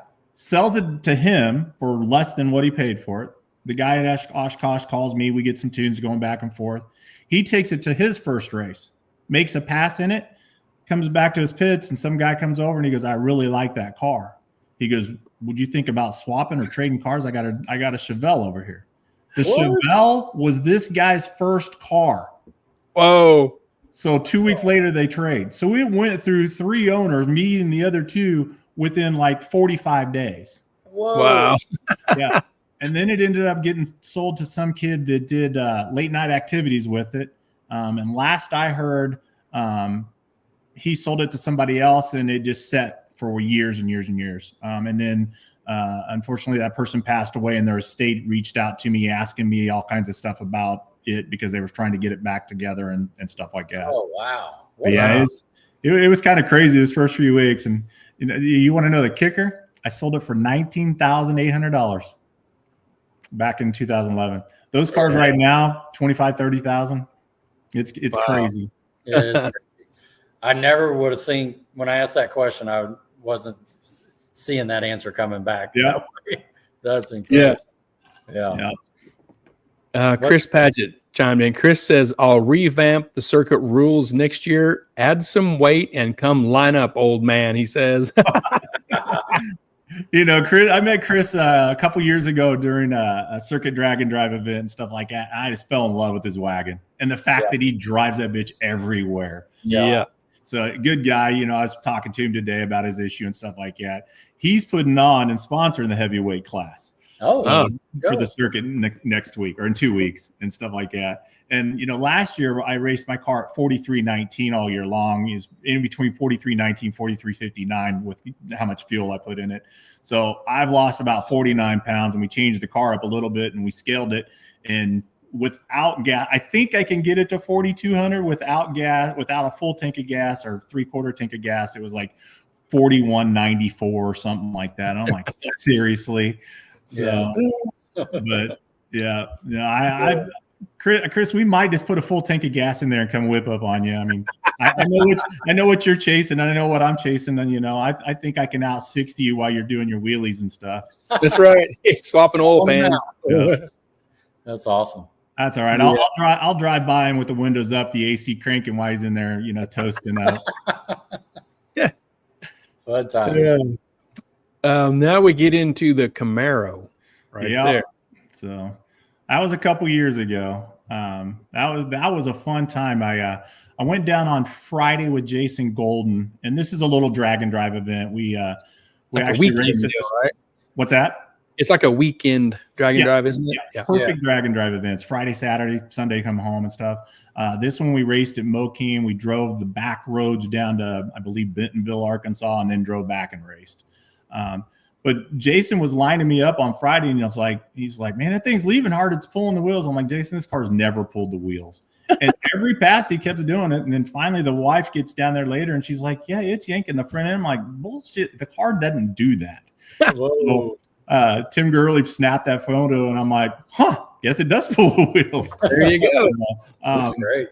That was also the first pass that it went 8s. So it went, I believe it went an 8.98 that pass at 158. Whoa, that is rolling. So, yeah, that's badass. Yeah, that was a fun time. We clicked 8s. So you guys, I don't know if you guys know Terry Murphy. Terry Murphy did the wing for it. We kind of worked and stuff like that. It's a poser. It looks good. With what I do now, it works pretty good to have a car that kind of stands out to get a little attention and then start talking. It looks great. Yeah, it looks great. Yeah. Is this Mocan still this picture? Yeah, that's Mocan. So believe it or not, it was another event that Michael Marks put on. This was 5 years ago, they did a little race, and we actually talked to Carl and Craig and said, hey, can we come down and shoot a Weld video and do some stuff on the track? And so they let us get on the track early, and we shot some video and some photos for Weld Racing and stuff like that. The cool thing is we actually won the streetcar event that day. Oh, wow. That's awesome. We have a policy that in our house that if it's broke, it goes back in the box. We just don't work on it. I mean, because if you break something on that, it's a pain in the ass to fix. So the first pass we go out, it goes 909 just testing, and we threw a blower belt. And I'm like, all right. So we sent my young son running all over Joplin and Pittsburgh trying to find us a blower belt. Normally we don't take tools. We fixed it. When we start backing it up, and it knocked the math wire off. So we had to go back and fix that. And then it just kept winning. And we're like, okay. And we ended up racing another car. And the first time in my life, I treed somebody. We went I think we went a 572 to their 558, but they were so far behind that it was a charity event. So we go and we're collecting the money and everything. And I just hand it back to Michael. And I'm like, here you go. My wife and kid look at me like, really? We busted our butts. Don't we get a say in this? What are we doing? All I wanted was the trophy. And literally, it's the only trophy I have. And it's a little wooden carved trophy that one of the children carved, that we did for the charity and stuff like that. So that one means a lot. That was a fun time. Hey, you said you didn't think your car would ever pull the front wheels, right? Right. Chris Padgett says, I didn't think mine would go on the bumper either. Yeah. 4,200-pound cars aren't supposed to do that shit. Oh, man. I seen the picture of the oil puddle, and I'm like, God damn it. Oh, I'm glad he's getting it fixed, because it's going to be fun to go play with him again. Oh, yeah, definitely. Well, that's Harper's fault. You know what I mean? Let's just call it. That's right. Yeah. So this is at, I believe that's Tulsa. Looks like Thunder Valley. Thunder Valley. Yeah, that's Thunder Valley. Yeah, that's King of the Open Road, Jared Hart's drag and drive event. So we run that. We run the 9.0 index in that. So fun times. That one, I don't know if it was that one or not. I believe that was it. We get there on Friday and we wake up Saturday morning and there's snow on the ground. Oh, stuff like that. Mike's sleeper somewhere has got a pink blanket that my wife bought him because it was going to be cold, and who he was riding with didn't have a heater. So we'll see a photo late. We'll see a photo later about what heated seats and heated cars looks like. That's awesome. So that's the money shot of this one. Heck yeah. Yep. Nice little Pro Charger. Yeah, little F1A 94. It's a 416. Todd Mashmeyer built it for us. Cool. Pretty stout little deal. Some of my friends give me crap because we're still running a stock throttle body. It's got stock ported heads. It's got 3 fuel systems. So it's got direct injection, it's got port injection, and it's got direct meth. And it made 1290. So it's a fun little deal, and still gets 25 miles to a gallon. That's awesome. Pro Charger. Yep. Here's a look at the rear end here and under the belly. Yep. That's the good old G-Force 9-inch and all their half shafts and stuff. The funny story about this, and I don't know if Chris is still in there. Chris kind of screwed me here. So they had my car and they were getting it all fabbed up. It was the first one that they first Camaro that they took to fab it up. So they get once. Chris is sending me all kinds of pictures, and I'm like getting excited, going, "Oh, it's about done. I'm going to get it back." I call him. I'm like, "What do you think?" And he goes, "Well, I had to send your diff down to Ryan Martin. He's got his 6th gen, and they're trying to get it into the 8s. So he took the one from me that was going to be the first one and sent it to Ryan Martin for their 6th gen that they were playing with at the time." Yeah. Now, fast forward, I've actually become friends with Ryan Martin and found out that it's set on his shelf down there, never got put in their car. Oh, man. Shit. So, wow. You're talking about a stout piece. So my car was 4,300. The boys just reached out to me and like, you should get your half shafts checked. They got 650 passes on them. We just sent them in and everything checked out perfect on them. Wow. So, and it leaves hard. It's 126, 127, 60-foot car. a foot brake in it. And, I can't say enough good things about that product there. Yeah. No, that's great. Man, and as you notice, it's a full exhaust car too. Yeah. Yep. Oh, it looks good. Yeah, Chris says, haha, famous people. Pro Charger for the win. Yeah. Here you are. We call this is a navigation fail. Yep. I can't. Oh, Outlaw Armageddon. So that this is the first outing we took the car to. We went to Oklahoma to Outlaw Armageddon. It was 106 degrees. We're doing the streetcar drive and stuff like that. My boy decides to just crash over. We got the AC on. He's just all comfortable and crashes out. I was like, seriously? So, yeah, street cars and they fall asleep. Yeah. Yeah. He's cozy. Yeah. Here's another inside shot. Yeah, so this is the one. This is the one where Mindy bought Sleeper the pink blanket and stuff like that. And it's freezing cold. She's got her heated seat going on and stuff like that. It's just like everybody sleeps in the car. If you need a nap, just go for a ride. And you'll take a nap. Yeah. So all the comforts. You sent the pictures. You said the car's so slow, everybody goes to sleep. Exactly. It just kind of dulls you to sleep.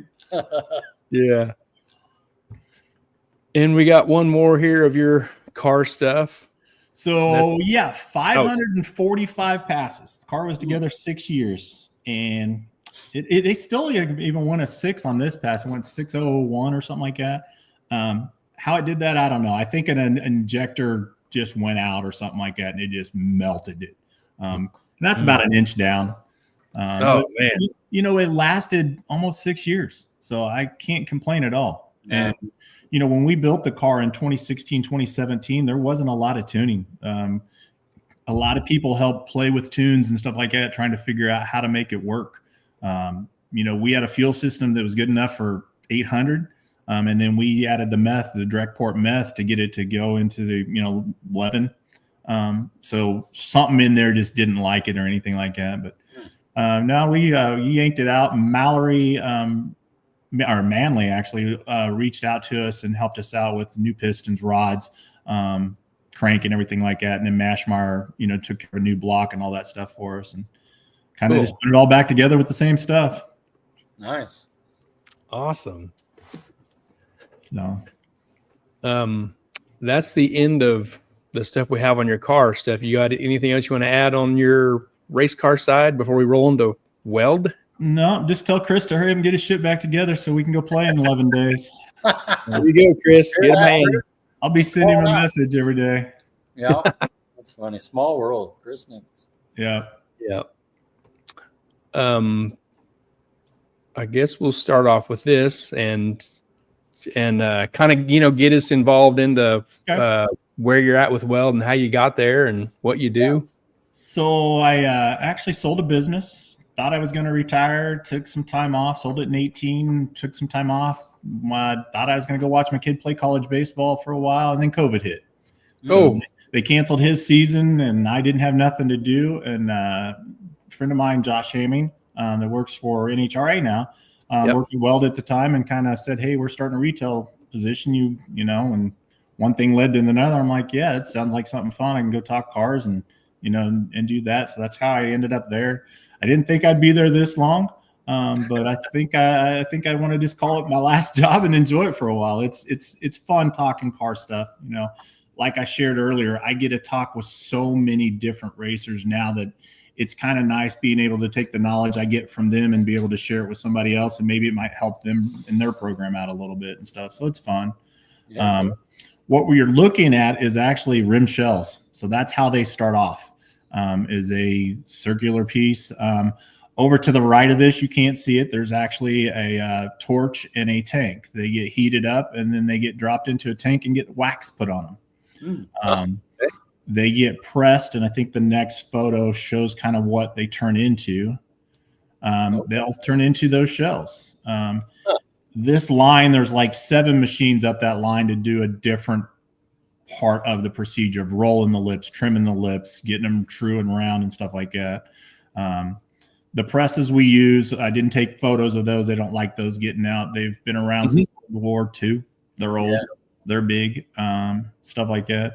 Yeah. We're the only company in the world that presses our shells. Talked to our production manager the other day about it, and he's like, "Yeah, we're the only ones that do it." So, kind of a neat little process. It also explains why it takes us a little while to make wheels. Because we build every part. It isn't, we're buying this from somebody and it's on the shelf. We're buying this from somebody and it's on the shelf. We put them together. Everything is built in-house in Kansas City. And if anybody wants to take a tour, just reach out. Come on up. So that would be cool. Let's see what we got next. Heck yeah. Hey, when did Weld start? When did they open? What year? Weld has been around since 58 years. Wow. So, I've been buying welds for almost 40 years. So drag lights, everybody bought drag lights for your Mustang back in. I think I bought my first set in 87. So however long that is ago. The like first weld. 4-lug drag lights. Yeah. Yep. 4-lug drag lights. And you know what? We still make a ton of those. Wow. Really? I get people calling all the time still wanting them. We sell a ton to Summit Racing still. Wow. All the old school stuff, I'm like, and I got people with new school stuff that want to try putting them on. They won't go and clear the new brakes. And that's what I grew up with. Those drag lights and Pro Stars. Every once in a while you hear about the rod lights, but it's drag lights and Pro Stars. That's the first weld wheel I owned was drag lights 4-lug for a 89 Mustang. Yeah. You probably had a set of Flowmasters with them. Oh yeah. Yes. It was the starter kit. Right. Drag lights and Flowmasters. I don't know why Ford just didn't put them in the trunk, Yeah, really. Dodge puts the suitcase in the trunk now in the red key. Why didn't Ford do that back then? Exactly. So, that's this shell inventory. So, front half, rear half, rim halves and stuff like that. We try to keep a little bit of everything in-house, stocked up and stuff like that. I'm going to back up one picture here. So this is those shells stamped. How many of these a day are rolling through here like this? It just depends. There's some day that none roll through. Okay. We'll move the employees over to, assembly or somewhere different. Okay. And stuff like that. We just don't have enough employees to run everything all the time. We do 5 companies here. So we do our Ford Star, CCW is made in Kansas City now. Momo is done there. And then, we, of course, Weld and stuff like that. Okay. Under one umbrella? Is that what you're saying? Under one umbrella. Yeah. Okay. So the parent company is actually called Momo Weld, or it's MW Company. It stands for Momo Weld. Okay. So you just they shift over from BU to BU. I get it. Yep. Okay. Very cool. And these, you get an order of a wheel. This stamped piece gets pulled from a rack or something. Yep. Exactly. Just, whatever they need or what's going down the assembly line. It actually goes from here to polishing to get polished and stuff like that. And then other procedures get done to it and stuff like that. But it pretty much, kind of like I was telling Rodney earlier, it isn't, they don't have all the pieces and we make all the wheel at once. We get the center CNC and then we go grab the shells that they need and they just kind of go funnel through their steps and stuff like that. An in-house tour really opens your eyes more. I think one day I need to do the walk around and really show people this is what it is. It'll open some eyes of why we have our lead times that we do. Between order volume that we do, and then all the processes, it kind of explains itself. Everybody's come in and watched and walked around. It's like, okay, I get it now. There's just a lot of steps in building a wheel. They didn't like, we got this already polished shell on the rack. Let's go grab it in the center, put it together, and 3 days later you got a wheel. Yeah. So you're talking lead time. What is a realistic lead time? Right now on race, you're about 5 to 6 weeks. Anything forged is about 5 to 6 weeks. Whoa. So, which is pretty decent. So other than when you race. Rodney, I can get you a set of black wheels out probably in about 4 or 5 weeks. I don't know if I need any black ones. Did you see that? Look at that. Mr. Black wheels. Where'd it go? Yeah. I can See what happens when you do that? No. We could do some really nice polished wheels for you. Right on. That's better. Yeah. I think maybe even I could show you the room. I don't know if we got a picture of the polish room and their stuff, but yeah, we do all of our polishing in-house too. Yeah. So, hey, no, since you guys are so close, I'm definitely going to take a tour. Well, what you ought to do is just go ahead and buy a set and then come up and pick them up. There you go. We can do that. I might even I'll buy you lunch. You buy the wheels, I'll buy you lunch. In 6 weeks. We can go to Waffle House. There you go. We'll go to Waffle House. We can go to Waffle House. Yeah, you got to be a Waffle House. That's it. All the world's ransom until we get there. Yeah. Don McGinnis says, I'm retired, so I'll come by to take a tour. Come on, Don. Just reach out. You know how to get a hold of me. Come out and we'll get you walking through there. Oh, that's good. That's awesome. So, like Gary was saying, 5 to 6 weeks there on the lead time. Right. So, approximately how many orders is that to, that thousands, hundreds? Right now, I have a couple hundred open. Okay. So that's just me. That's not counting our website and the other gentleman that does retail sales, and not counting all of our, street wheels guys that have orders coming in for them and stuff like that. Mm-hmm. I just race alone. I bet we probably got over 1,100 wheels to build. Really? Wow. And then it just keeps adding each day. Yeah. So it's hard to knock it down, when you just keep doing it day in, day out. Sure. So I heard there, so you got like a street side, and then you got the I would say the race side. So we have a deal called Street Wheels. It is our dealer wholesale side. So they do all the dealers and everything like that, which can sell race, truck wheels, our box in, box out stuff. We are not separated by race or street or anything like that. Like I do retail that covers everything. Wholesale does everything that deals with the dealers and stuff like that. Okay. So very cool. What distributor buys the biggest volume of wheels from Weld? Turn 14 right now, probably. Really? Yeah. Okay, yeah. Yeah. They came on board a couple years ago, and they're just a huge distributor. A lot of our dealers are actually buying through Turn 14 because they stock a lot of our stuff. Oh, huh. So all you guys out there, if you're a dealer and you don't have a Turn 14 account, get a Turn 14 account. They have a lot of other products and stuff like that. So it's a pretty good deal. I don't like it because it's, I lose a lot of sales to them because they have product in stock. But yeah, it's pretty good. And then Summits, Jegs, race stuff. It'll probably be Larry Hodge, Jerry Bickle. They keep a lot of stuff in stock. Lyle Barnett beadlocks a lot of our wheels. So he buys a lot. He'll buy a lot from Bickle and Larry and just do them himself and stuff like that too. Turns a lot of wheels. Beadlock on them, and you guys beadlock them as well, right? Yeah, we do, and we will beadlock any of our old wheels too. So if you got a set of 15 10s, 15 12s that aren't beadlocked, and you want them beadlocked, and they're Weld wheels, we'll beadlock them. Other than drag lights, Pro Stars, and stuff like that, we do not beadlock those. But McFab will beadlock those for you. Yeah. That's a weird thing to see, is like a beadlock on a drag light. Yeah. What are you doing?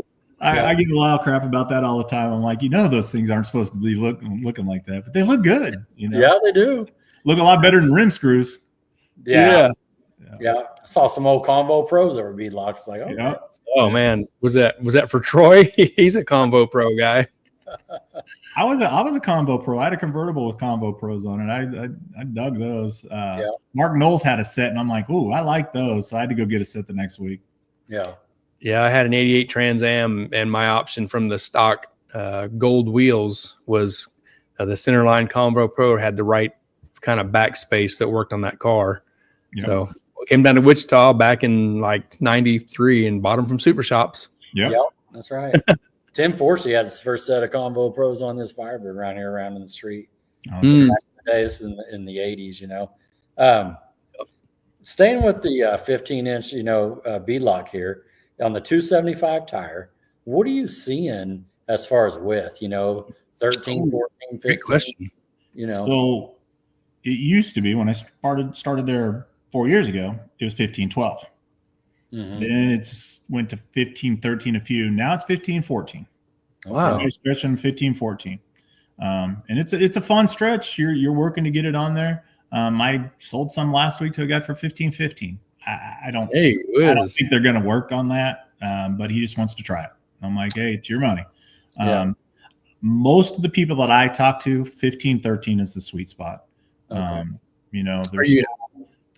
Are you getting any feedback from a guy that goes from the 15, 12 to the 13 or 14? Are you getting any feedback on what the difference is? So where I'm hearing that is the higher horsepower, faster cars are more stable down track. That's you, Rodney. Yeah. You're the higher horsepower car. Where I really see that size matters is on like the pro mod stuff. When they're going from a 16-16 to 16-18, 16-19 and stuff like that, they're picking up a number just switching a wheel, which is phenomenal. It allows them to hit it a little bit harder and stuff like that because it stiffens up the sidewall. Yeah. I was watching a Cletus McFarland video, and he had is it the Eagle, that car? Mm-hmm. Yeah. He was doing a burnout, and basically Steve Petty was like, hey, your wheels are bent. And he went to a solid wheel. Yes. So let's talk through that a little bit. So the solid wheels are just what we talked about earlier is the Pro Center, where it's a solid Pro Center. There is no holes or anything like that. I wish I would have sent you a picture of some centers so we could look at the difference between a Pro Center and a non-Pro Center. You're going from 15.1, 15.3 to 15.4 cert, and it's just a more solid center, like it says. There's no holes or anything like that, so there's no room for deflection or anything like that in the center. Some of the things that I see in talking to guys is backspace playing into that too. We're starting to hear a lot of the 1 and 2 inch backspace wheels having outer wheel flex, and it's because they went so wide. When Mickey and Jason Carter, started running the 1 inch alpha backspace wheels at a 15-12 was no biggie. But when you start stretching it out, you're a 1 inch on a 15 wide wheel or a 14 wide wheel, that outside edge can flex a little bit. Right. We've seen that.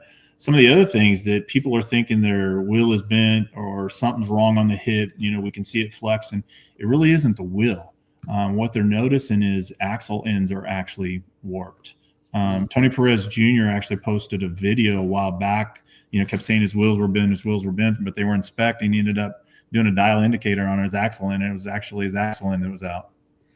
So I tell everybody, run a dial indicator on the wheel. Let's, see where the wheel's at. Is it, 28th thou or under? If it is, then start looking at other components that it bolts up to and see if something there might be out. And stuff like that. That's a good piece of info right there. So 28th thou is and under is where you want to be. That's where we consider good. Okay. Before it leaves the shop and stuff like that. And good to know. I don't know if I sent pictures or not, but yeah, every race wheel goes on this dial indicator, just so we can check it and stuff like that.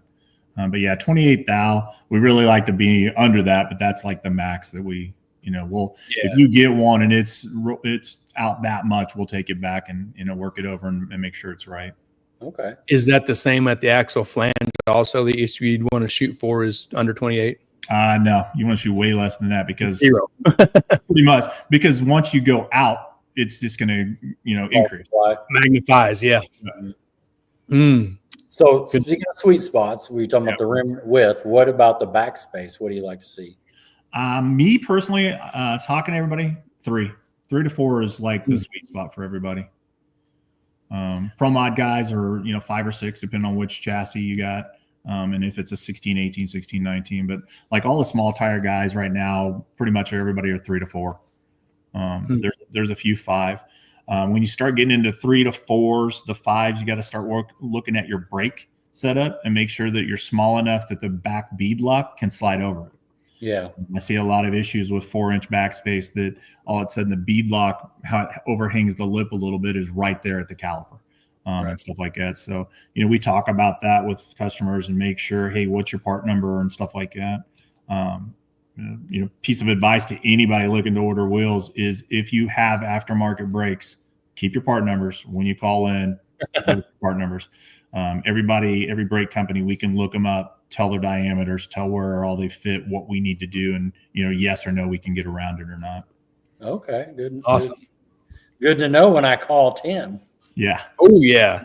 and we might do something special for you, Rodney, a little bit later in this. And Maybe make your evening a little bit better. Whoop, whoop. I'm dialing in. Try to entice you a little bit. There you go. Yeah, tease him a little bit. Yep. Here, what is this? So that is what we get to start off with. That will be a center eventually. Okay. So we'll get them in like that, and then we'll mill them down and turn them, and they either get polished to go to the next step, or they get sent out to get anodized to go to the next step. But that is what a wheel center will look like for us to begin with. Oh wow! So the barrel is pressed by the big hydroform. Yep. This center, how is this piece made? So that's all CNC down. Okay. And there's probably 6 steps to get it down to where it'll be a true center. And that's all of our wheels, whether it's the RTS line of wheels for street wheels or whether it's the race wheels and stuff like that. And that's all done in-house also? That's all done in-house. So Man. We get them in like that from a company out in Indiana, and then just kind of go from there. Oh, cool. And is this what and it's there you go. like? So that it'll go from that, get milled down, and then it gets sent out to get the black anodized. So and then it comes back that black anodized and gets milled down to that center, and that's an RTS center there. That's cool. So, is there a design team in house that comes up with wheel designs? Yeah, we have. I think we have 7 engineers now between all of them that kind of come up with the designs, spec them out, run them through all the programs and everything like that. Mm-hmm. Everything's pretty much in-house: engineering, designing, testing, production. Everybody there kind of covers all of it. We don't do much other than when we do our certifications, we'll send them out to a third party. Okay. How many employees at Weld? That's a good guess, because we have all the street wheels guys that work remote. We have some in Delaware that work at a warehouse that do some outside shipping for us there. We have some in LA that do some shipping and warehouse out of there. Probably 125, 130 total. Oh yeah, that's great. That's great. But is in Kansas City is when just all the manufacturing? For most of it, yeah. We do some of our ADV1 products out in LA. Okay. But everything else here, Weld, Ford Star, CCW, ADV1, or not ADV1, Momo is all done here in Kansas City. Okay. When you come up to get your wheels, you can check it all out. I can already see a vacation day coming. Yeah. That's funny. This next one here, this looks like a welder. I can see that is hanging down there. So that's what we use to either weld the beadlock rings on or weld the centers together. That machine there is actually welding the beadlock receiver ring on and stuff like that. Pretty easy. Kind of throw 3 tack welds throughout it on and then set it, and it just kind of moseys its way around nice and slow and gets a good weld on it and stuff like that. We have about 4 of those in the building. What I thought was impressive, one day I walked out, and I don't want it to sound sexist or anything, but we had 3 women that were doing all of our welding and stuff like that. So it was good to see that we cover a little bit of everybody. Excellent. Absolutely. These weld machines that do this, does that keep 3 or 4 people busy all the time, or does that kind of come in stages also? It depends on what stage we're doing. Like if we're running a whole bunch of beadlock wheels, that person will stay busy all day. Or if we're welding a bunch of centers and stuff, our assembly team kind of moves around from one apparatus to another. We don't have, like, this person might be doing this in 4 other jobs, but depending on what section they're needed, depending on where they're at and stuff like that. It isn't all day long. Somebody's doing that every day. Yeah. Yeah. Don McGinnis.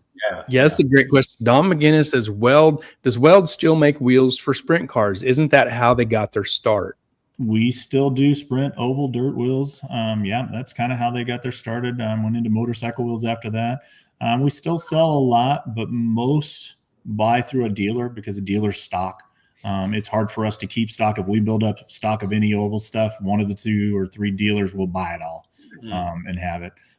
Those guys race on average 75 to 90 days a year. they're racing and they're beating on their stuff all the time. So they need it quick. They don't want us to wait on it. So they'll buy from dealers and stuff like that. But yeah, we still do a ton of it. I don't mind selling to them because when they buy, they're buying 10 or 15 wheels. Oh, wow. They're buying, like 6 outer halves for the left side, 6 outer halves for the right side, 3 or 4 inners and stuff like that. Their wheels are bolt together so they can change it. One track they might run a 15.7 wide, and the next track they might run a 15.5. It's crazy on how they change things around. Wow. We're talking about welding here. This is a little close-up shot of so that's where they're welding the centers together and stuff like that. You can see the little marks. They'll throw a couple tack welds in 3 different spots on it, and then go set it and key it in, and then it just kind of moseys away around there. That's cool. Yep. That's awesome. It's kind of old school automation that still works. So why change it? Why change it? Just like the press. Yep. Yeah. Yep. Exactly. Yeah. Don McGinnis says, I'm so old I saw Greg Weld drive a sprint car at the Topeka Fairgrounds. Okay. Don is old then, because that was a long time ago. Oh, wow. Good one, Don. Let's see. Like how many wheels you make a year weld? And that's I wouldn't want to venture a guess. Yeah. Couple thousand. Yeah. I know you could probably put our 3 biggest competitors together and they don't make near what we do. Yeah. As a single company. As everyone knows, I'm into aviation, and what's so cool, been around the world literally, but Wichita is the air capital of the world, right? Right. And so, but just down the street, you got, in Kansas City, Lenexa, that whole area, is the same to me. And you got what I think of the big 3 with Weld, ProCharger, and Aeromotive. Right. With the auto industry, it's just amazing how it all worked out. Yeah, when we started actually building the Camaro, that was one of the things I wanted to try doing, using all the companies here in town. Yeah. Oh, okay. Eric at ProCharger actually reached out. That's why we bought the Camaro. Reached out and said, "Hey, we need a beta car." So we bought it and dropped it off over there with 200 miles on it, and they did it, and it just kind of went from vendor to vendor to vendor to vendor after that. And I wonder. That's awesome. So to stay with that, do employees do that too? They kind of go over to Aeromotive for a little bit and work and go over to No, we've had a couple that come over. Jeremy, my boss, has actually worked at Aeromotive, worked at ProCharger, or not Aeromotive, but worked at ProCharger and came back to Weld. Not too many. I don't know, other than Jeremy, I don't know anybody else that worked over at one of the others. Right on. Yeah. No, that's pretty cool. Just up the street. Yep. Yes. So here you can see the little V where that weld is going to be. Those are 2 shells in the center that's all sweated together already, and then it's ready to go get welded. That's awesome. That's cool. Yeah. Yeah. And this picture here, it is welded. That's what it looks like welded. I wish I could lay beads like that. I mean, sheesh. I wish I could weld. If I could weld, I'd be dangerous. There's only one person on the show that can weld here. Yeah. So this welded stuff like this, does it go through any NDT penetrant type stuff? Not each wheel, but before the process, everything gets tested and stuff like that. But we don't test every wheel after they're welded for stuff like that. Okay. And then we were talking about it early. There's certain wheels that are SFI certified. Yep. A lot of our race wheels, 15.1, 15.3, and 15.4 certs, depending on which wheel it is. All the pro stuff, the solid centers that we were talking about earlier, all that's going to be 15.4 stuff. We send everything like that out for a third-party analysis. And, we don't want to test our own stuff and say, yeah, it's good. Everything gets sent out to test and stuff like that. And we do that with a lot of our wheels. I think somewhere in here, I've got a room of our test lab and stuff like that where we test a lot of stuff. That's cool. Shear force. We have one machine where we put a wheel on and a tire on it and just run it until it blows up. Yeah. Wow. Either the wheel or the tire, one of the two. Right. Got an area like that too. We try to bend the wing. Yeah. Yeah. Wow. this little lathe looks like it's trimming some ends or splitting. So what's funny, and I didn't even know this till I started, we actually build the wheel complete. So that's a good non-beadlock wheel, and then we'll go cut the rings off, the ends off, the bead seats area off, and that's where we weld the beadlock ring on. Yeah. So, okay. Yeah. You know, just like anything else, build it complete, tear it up. Yeah. You do it. Yeah. So yeah, that's great. And then on the wheel that that was built, and then you take the bead off. Is that same welder you just shown goes for the bead lock? Right. There's a different one that's set back a little bit that is right there. Yeah, exactly. Same process and everything. Wow. Yeah, it's cool.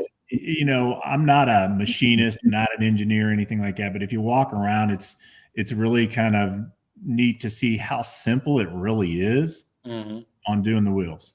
But what technology could do and what machines do and everything like that, it's like, who thought of all this stuff? Yeah. Was the original person somebody sitting there actually welding around, or I wish I knew that part of the story 30, 40 years ago when they started that. Yeah. Right. No, that's great. Yeah, that's like cutting this off. It's somebody figured out it's easier to just use them pieces that are already pumped out with that bead lip on it. Yep. Just cut it off versus reprocessing a whole new process to make it without it. Yep. Just split it in here, and probably in a few seconds that thing can cut that lip off. Yep. Yeah. No kidding. That is something trimmed off, isn't it? that there is the start of a 16-18, 16-19 project. Wow. Went down to actually to Norman, dropped off some wheels for Ryan Martin, and seen a old 16-18 in his shop, and he's like, yeah, I wish we could get these again. So we went back and started messing around. We wanted to go bigger, 16-19, 16-20. So these are where they're pressing shells out to try getting to that. Nick Rickles, or one of our head engineers there, realized, hey, let's just do a 15, draw it out, and then open it up to a 16. So that's kind of where they're playing with that, of seeing, okay, how far can we really draw this, and then be able to trim it back to be able to do what we need to do. I got a few where that hole down in the middle is split because we drew it too much and stuff like that. So that was a fun little project to follow along and keep tabs. That was kind of, I call it my pet project because I wanted it to go. Heck yeah. Looks like there's two more on the left side. Yep. Standing up there. Yeah. You can see they're actually rolling the lips and stuff like that and trying to get them right. I think we went through seven press deals before we could finally figure out, okay, this is going to work and this is how we're going to have to do it. It took heating up the shell or the plate a little bit more. Different thickness of material just so it wouldn't stretch. Different speed of the press. All kinds of little things that go into play that none of us even think about. Do you know what the material is that it starts out as? 660, I think. That I 60, don't know. 61. Yeah, 60, 61. Our street wheels are one, and our race wheels are another. I should know, but I don't keep track of numbers like that. Yeah, some of that stuff might be proprietary stuff too. Yeah. But yeah, it's a cool little project. Yeah. Are you done with that project, or is it? We're done. We made them. They've been out for 4 years. They're starting to get popular. We really didn't advertise them. We kind of threw them out there, and they just took off. We got Ryan Martin got the first couple sets, and then Mark Mickey got a couple sets and been on those. Tommy Franklin's on a few, and then Bickle. Hold it, where are these guys getting these at? Now all of a sudden, Bickle's putting them on every race car that he does. 16-18 is really popular. 16-19 fits the rules for World Series of Pro Mod and for PDRA. 16-20 if you want to go outlaw Pro Mod racing and stuff like that. Still haven't got NHRA to move off the 16-16 stuff. So there's still most of the NHRA cars still run our Delta, where somebody's 16-16. Okay. When the you mentioned the World Series of Pro Mod, and there's a ton of big events like that. Mm-hmm. Do you notice after those big events, does the phone ring on Monday any different than non-big events? No, not at all. Doesn't change. We went down to World Series of Pro Mod's January race and started talking to a lot of people and stuff like that. Word of mouth just needs to get out more about our wheels and stuff like that, and get them back interested. A lot of people know, but a lot of times it just comes to availability and how fast we can get it to them and stuff like that. And these guys, we can talk to them in February, but they can't have it, for the next race and stuff like that. So we see more towards the end of the year. People started realizing, okay, we need to start ordering, December, January.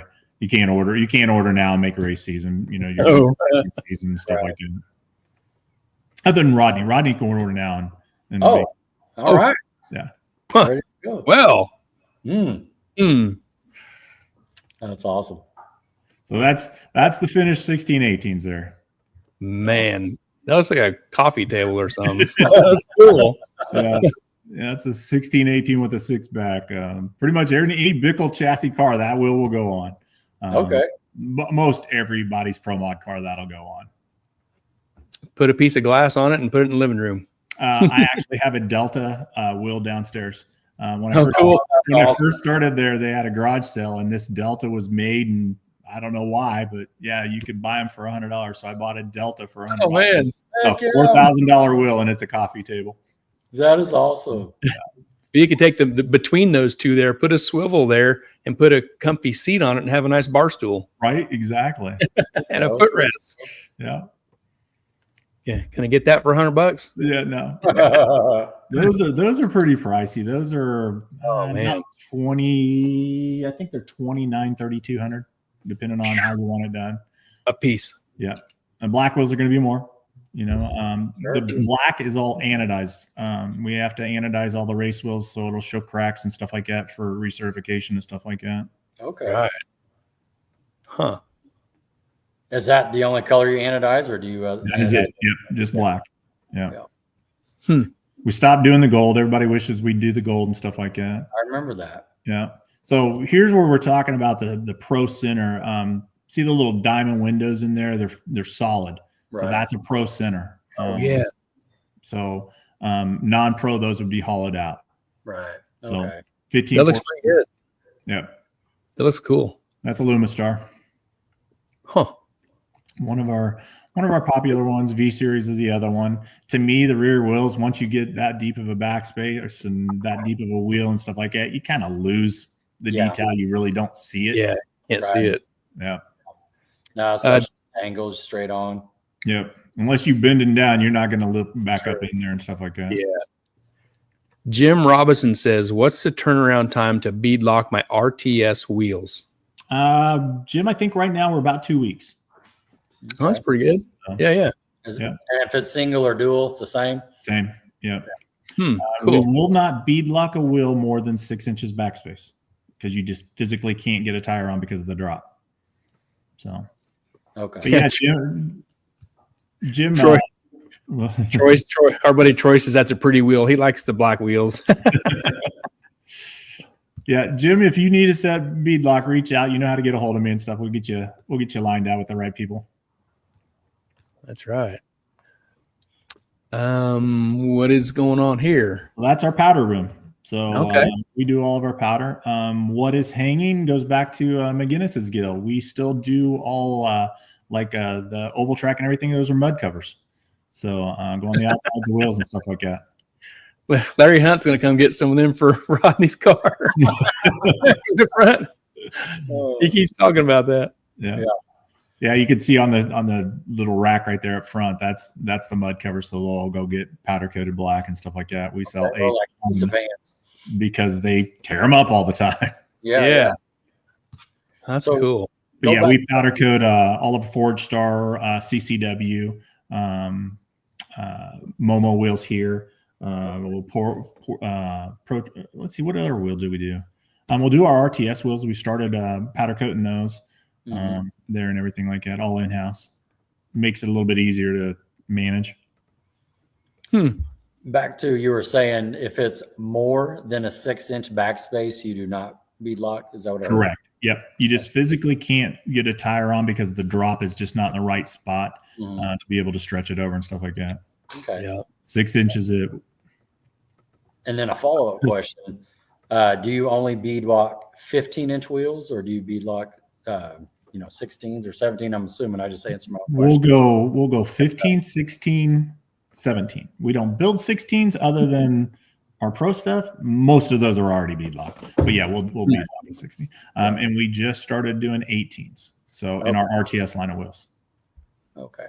So cool. Yeah. I've got 15 by 12 with a 6-inch backspace RC components, and it is a bear to get a pro tire. The pro bracket radial is a lot easier. Correct. But man, that pro tire, woo, you gotta feel lucky to wrestle with the tire spoons when you're doing that. I can do a 1510 in about 15 minutes. With a single bead lock. Doing a double bead lock on a 6-inch back, you're at least 2 beers, 45 minutes doing them. Ron Rhodes dropped a new video on his YouTube channel today or yesterday, and he's talking about what he does with the tire and all that. He inspects everything, and it's an RC component wheel. It looks like the same wheel I have. I think it's a 13, but it's got like a 3-inch backspace, 3 or 4 inch, and it just drops in and out of there, just no sweat. I was like, man, I need to fix this, but I'd have to redo I would need a whole new rear end and stuff to do that. I just can't do it, but it's a struggle. I had a customer buy a 15-14 6-back, and he's going to run 275 in it. And I'm just like, okay, because he's going to struggle. He's going to struggle hard. The fact that it's 14 and he's already stretching it, and it's a 6-inch back, and he's going to have a fun time. He's not going to like me when he gets the wheels and does it. And, so. I will tell you that I used to have, before these RC components, I had a 15 by 12 with a 6-inch backspace V series, and the same using the pro tire, and it was not near as bad as so the barrel design of the Weld and the RC components. The barrel design is easier for that with the Weld wheel. Yep. I never struggled like that with that Weld wheel. Yep. Yeah, and a lot of it depends on where the backspace is. Where that drop's going to be at. Yeah, I learned that on mine, and I was trying to use the backside in case I'm going to scratch it or anything. But the way the barrel isn't drops, you got to go from the other side. So yeah, it's a struggle. Ooh, it's dangerous. Yeah.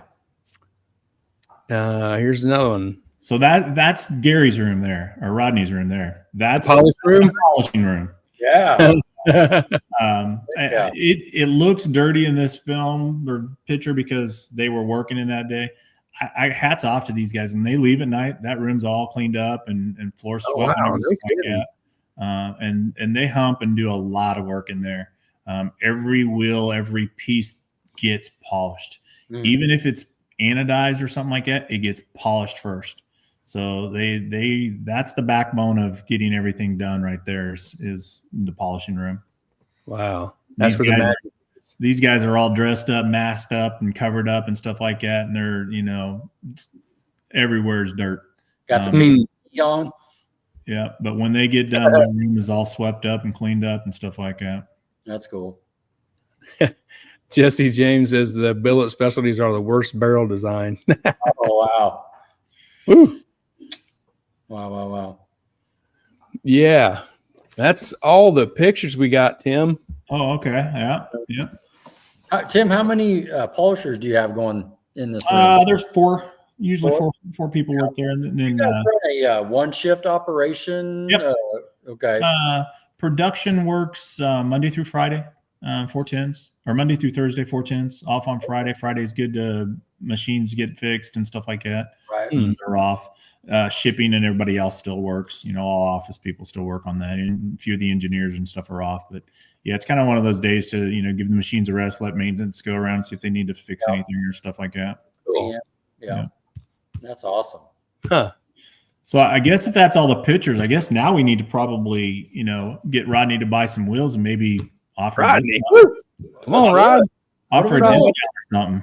Heck yeah. I'm over. Look at all these notes I've taken. Seriously, on these backspation, the pro centers and the size of them and stuff. Yeah. That's awesome. Well, we can get you taken care of. I think Gary's probably got something here that might be able to pop up and entice you a little bit more. Maybe everybody else too. All right. I do. Yeah, I'll just throw it up here. Look what Tim did. So from now until Thursday, and only reason until Thursday because Friday is my busy day. So we're gonna do 15% off. You'll have to reach out to me, either Facebook, call the office, or something like that.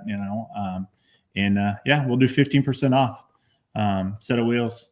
Doesn't matter what they are or anything like that. They're pro centers, non-pro centers, RTS wheels.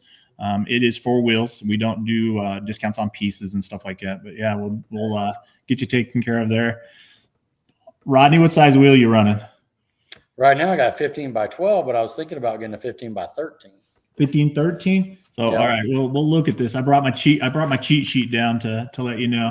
So okay. 15, 13 double bead lock. Yep. Not black, right? Correct. We want the nice wheels. So normally those would be about 1880. So you're looking at 1880. I think it's for you 1506. 1506. So and we do not have sales often on these. Black Friday we might do a 10% off sale or something like that. Sure. They're nice to me and let me offer stuff, when I do things like this or when I'm at a race or something like that. Just kind of help out a little bit and see what we can get going. But I just figured this is probably a good way to do this show and see if anybody out there needs something and get them taken care of. That's a substantial savings. It is. Yeah. That makes me think I should change my back wheels to an easier tire swap. You know what I mean? Sure. Yep. And like I said, we're probably I'll probably feel more comfortable with the 6 week. We say 5 to 6, but right now probably 6 week lead time on them. Okay. The fact that you're not wanting them anodized saves, because our anodizing is the one thing that we do outsource. Right. We send them to Lincoln to have everything anodized and stuff like that, our shells and our centers and stuff like that. So it ties up, and if they're busy or behind schedule and stuff like that, it slows us down. But all the polished wheels we do in-house, so we can knock those out pretty quick. So is that for any wheel, the Deltas? Anything. Well, Delta is the one wheel that we don't do off on that. Probably could only do 10% off on a Delta, stuff like that. But yeah, no, anything. Our street wheels, our race wheels, or any Weld wheel that we do, truck wheels, anything like that. Jesse James says, will that discount work on your billet wheels like 22s? Are you wanting truck wheels, the 22 truck wheels? Yes. Like if it's the XT wheels, Jesse, it'll do that. So any Weld branded wheel. What about Jim Robinson? He asked you about double bead lock with that discount. No, that's a parts and pieces, but I can see what we got and what we can do on that. Okay. Yeah, Jesse says yes on what you said about the truck wheels. Yeah. Jesse knows how to get a hold of me. We already we got him taking care of some stuff this past week and stuff like that. So he knows how to get a hold of me. We'll get him straightened out. Cool. I have to con him into a ride in that blue car or something like that one day. Oh man, that car's so nice. Yeah, he posted that up. I'm like, you want to trade? Yeah, that's believe it or not, I'm a Mustang guy. I don't know how I ended up with a Camaro, but I'm a Mustang guy, and I kind of want to get back in that. I want to build a small tire car, and then I sit there and listen to you guys talk about all the damn work it takes, and I'm like, nope, I don't want to build a small tire car. Oh man, Jesse says. Oh, the Lagunas, yes, yeah, Jesse, I can take care of you on those. And those are something we stock, so we could get those in and out. Right. Oh, there you go. Fast service. Yep.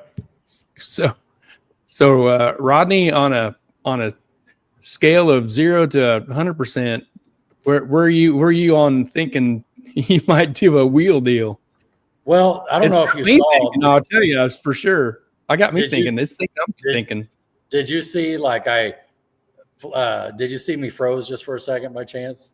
just like 30 seconds ago when you were talking to Jesse? No. I don't know if you caught that.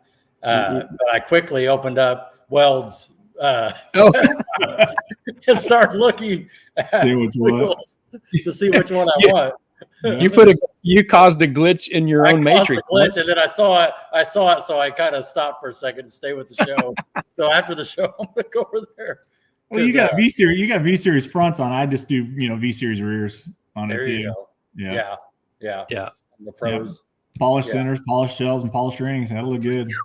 Yeah. And I'll tell you, if you do get them, and this is anybody that buys any new wheels, whether ours or somebody else's, ceramic coat them.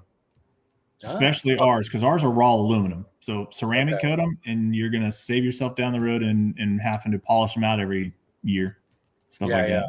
I did mine 4 years ago, and mine still wipe out pretty easy. And you can do that in house? No, we don't. You'd have to do that at home. Okay. Yeah.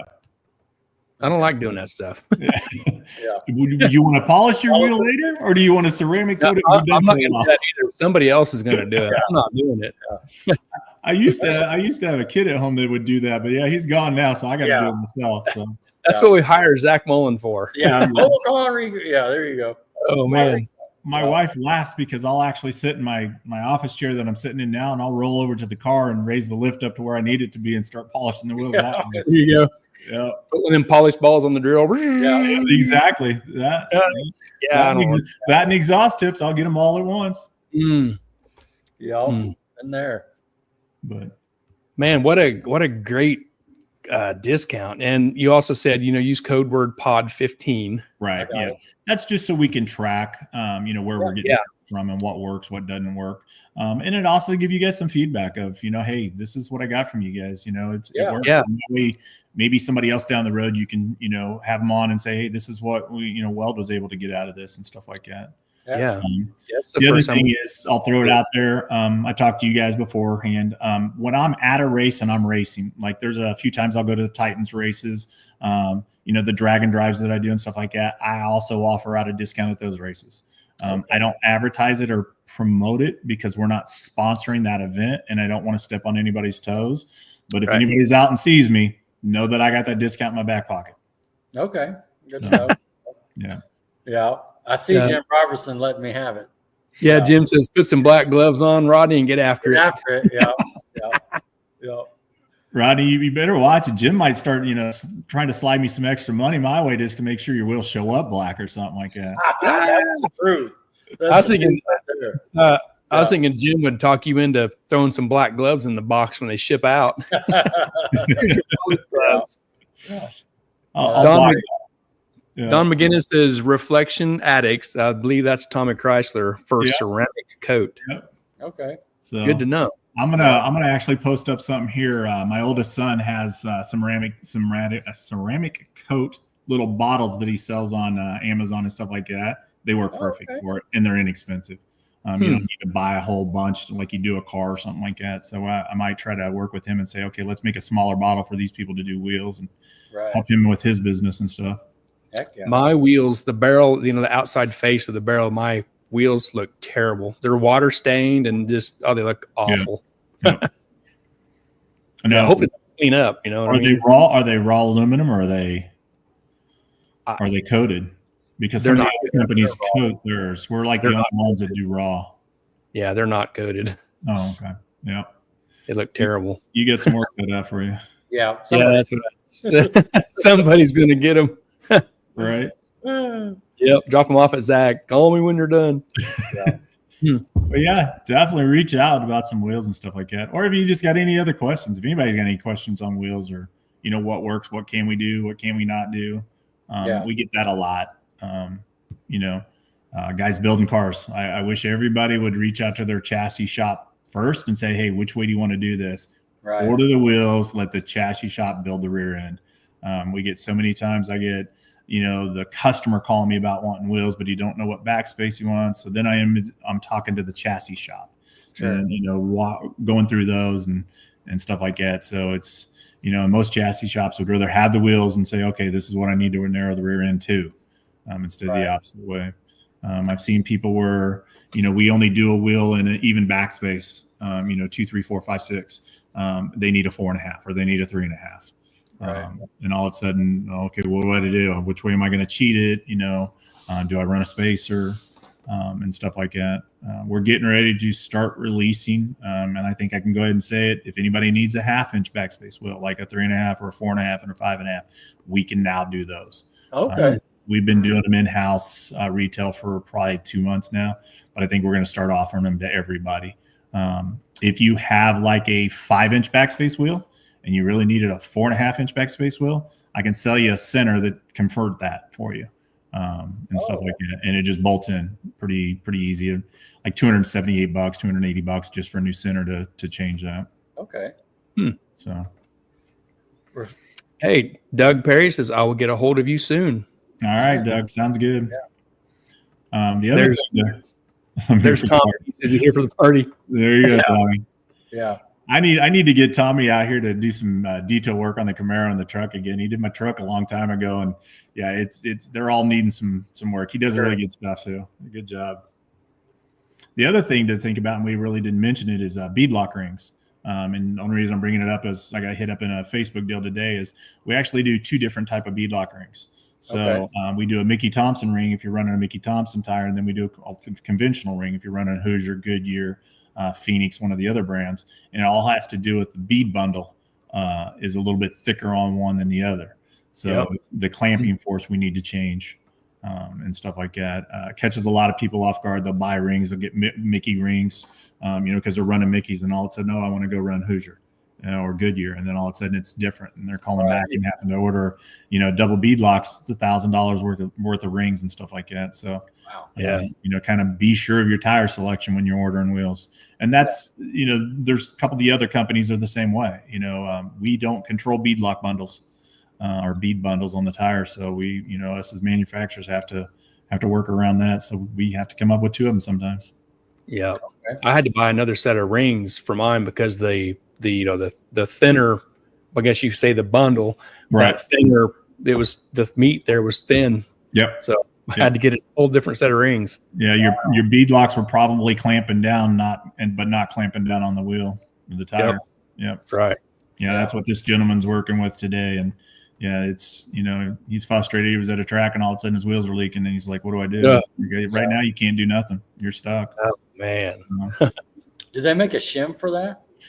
We don't. I know of another company that does, but we don't. I'm always on the deal of with what we do and what you guys do, run the right stuff. Don't we've seen guys that's put washers in between the ring and this deal. And I'm like, why? The other deal is what's balance going to be like on that? Right. That's a whole nother subject there. We constantly have a conversation about balancing race wheels in the back. Some people do, some people don't. I never have. But then again, I only trap 160. I don't go fast. So mine don't vibrate. But, there's guys that swear by it. There's guys that swear by bubble balancing compared to balancing. I've actually got some people that do the beads in the tire on race wheels. Okay. And stuff like that. Interesting. Yeah. What about extra hardware, with the bead locks and stuff? Do you sell that as well? Yep, we sell that. We sell titanium bolts and stuff like that for the bead lock rings. Kind of pricey, but you're going to save a ½ pound. And some of these guys, top dragsters, top alcohol guys, every ounce matters to them at all. Yeah. It's kind of, like we talked earlier, it's kind of weird talking to some people, and some people weight matters, some people weight doesn't matter and stuff like that. But yeah, there's a lot of people that want titanium hardware. Yeah, that's crazy. My street car has titanium hardware just because it looks cool. Because you can. Because I can, it looks cool. Exactly. But yeah, like on yours, I would get the titanium hardware. Not trying to sell you more, but polished ring, titanium hardware compared to black bolts. It just looked better. Yeah. So. Oh yeah. Good point. And it would be 15% off. There you go. So. Yeah, that's good. But it's great meeting you at PRI, excuse me. And so glad you came on the show. Just having a good time here. Really appreciate the 15% off discount as well. Yeah, fantastic. I appreciate you having me. Never would have thought. That's awesome. Yeah, when I reached out to him, they're like, "Oh yeah, let's do that. Let's see what we can do and stuff like that." So wow, we're trying to get back out and get back in helping races and racers and stuff like that, and getting back out there and helping everybody a little bit. Yeah, PRI was the first time we've been back in probably 3 years. So it's good to be back there. A lot of good information gained from that event and stuff, good feedback. We took a 1620 out there, and a lot of people were surprised. Where did this come from? We didn't know you had it and stuff like that. So that was a plus. And then, I talked to a lot of oval people, like Doug mentioned earlier. A lot of people didn't know we still do oval and stuff like that. So good, to talk to all those people and stuff. We had a sales lady that worked for us that was really out there all the time, at all the races and stuff like that. During COVID, she had left and didn't come back. So we kind of lost that market a little bit because of that. So it was good to touch base with a lot of people and let them know we're still there. And, I've had 3 or 4 reach out since then and come back to us from other brands. Okay. Cool. Yeah. You guys going back to PRI this year? Yeah, we'll go back to PRI. Awesome. We'll go feet on the ground at SEMA. We don't do booth or anything out there, but we'll be back there. Right. We'll do a lot of races. We just did Texas 2K. We went to that event and had a very successful event there. So we'll try to do some more of that. We'll do the streetcar takeover up here in Kansas City. Yeah. We'll do one NHRA event this year, and then we got a couple, LS Fest and stuff like that we'll do. Right. Stuff like that. So if anybody's out at any of those shows, stop by the booth and grab some stuff or see what we got going on there too. That is awesome. Awesome. Cool. All right. Any more comments or anything, Gary, you see? No more. We're all caught up there. All right. Man, great show. 2 hours, 31 minutes. I'm having a great time. I got a lot of information. And even, earlier this week, I was just thinking about the questions, going through the manufacturer side. You're right. It was different than I thought how it was going to play out. And I just amazed, blown away, and just want to do a tour now and check that out. Especially being local. Don having a question. We missed that earlier. Don's circling back with this question. Twin Peaks Hooters cruise. Don, they've closed all the Hooters. So back when we had Purpose Built, we keep going back to Purpose Built. We had a deal called Hooters Cruise. So we started at Berry Road in North Kansas City up there, went from there to the Legends and then back to Kansas City. And it was 100 cars, 125 hot rods. Nice. It tells you anything. Rich Ross brought his car to one of them one time. And made the cruise and stuff like that. So, Don, everybody keeps busting my chops. When we're going to do a Hooters cruise? All the Hooters up here closed down. I think there's maybe a couple in Kansas still open, and that's about it. He says Twin Peaks. I know. He busts my chops more than anybody does. And that's the stuff I liked doing and stuff like it. It was a good time. It was fun. They, the first year we did it, it was just kind of an impromptu deal. We kind of back when I had my GTP. It was a GTP event, and there was like 10 or 15 cars. I'm like, this is kind of neat. We should do this. So then we kind of jumped on it and stuff. And we had people coming from Nebraska and Iowa. I got good friends that all come down and just do this cruise. And it was just a one-day cruise. We talked to them at Hooters. They'd open up early and service, at each one of them and stuff like that. So it was fun time. Little shenanigans going on the highway and stuff like that. But it was fun. Yeah, that's really cool. That's very cool. No, Rodney, I think with your what you talked about in your engineering and stuff like that, I think you would really like the tour. We probably have to plan one that's a 2-hour long one so you could just really dig into everything and stuff like that. Right. Usually I try to do it about an hour. And stuff like that. It's pretty neat. It opened my eyes. I had no clue that that's what it was. I've thought like everybody else. Oh, you go grab this shell, the center, put them together, and you're done. Why does it take so long? Right. So, yeah. 6 weeks. Yeah. Huh. Yeah. And I'll have to show you how a Delta is made. A Delta blank, lathe form blank, comes in at 179 pounds and leaves as a 9-pound wheel, 12 pounds. Wow. Yeah. That's a lot of chips in the bin, isn't it? A lot of chips. It's Woo! Holy cow. I wish I could have got that video to you. It was just too long to send, but we have Gaylords at every machine that is just full of chips. We produce a lot of chips. Wow. So do you recycle that through, or they just go out the back? They just go out the back, and we send out a container or a truckload about every day, every other day, and just recycle. Somebody else, buys it in cycles and stuff like that. I will tell you guys though that Fridays is the worst day because production's down, so you can't really see stuff going on and stuff like that. So that's what I was going to ask. Thursday afternoons are a good time. Yeah.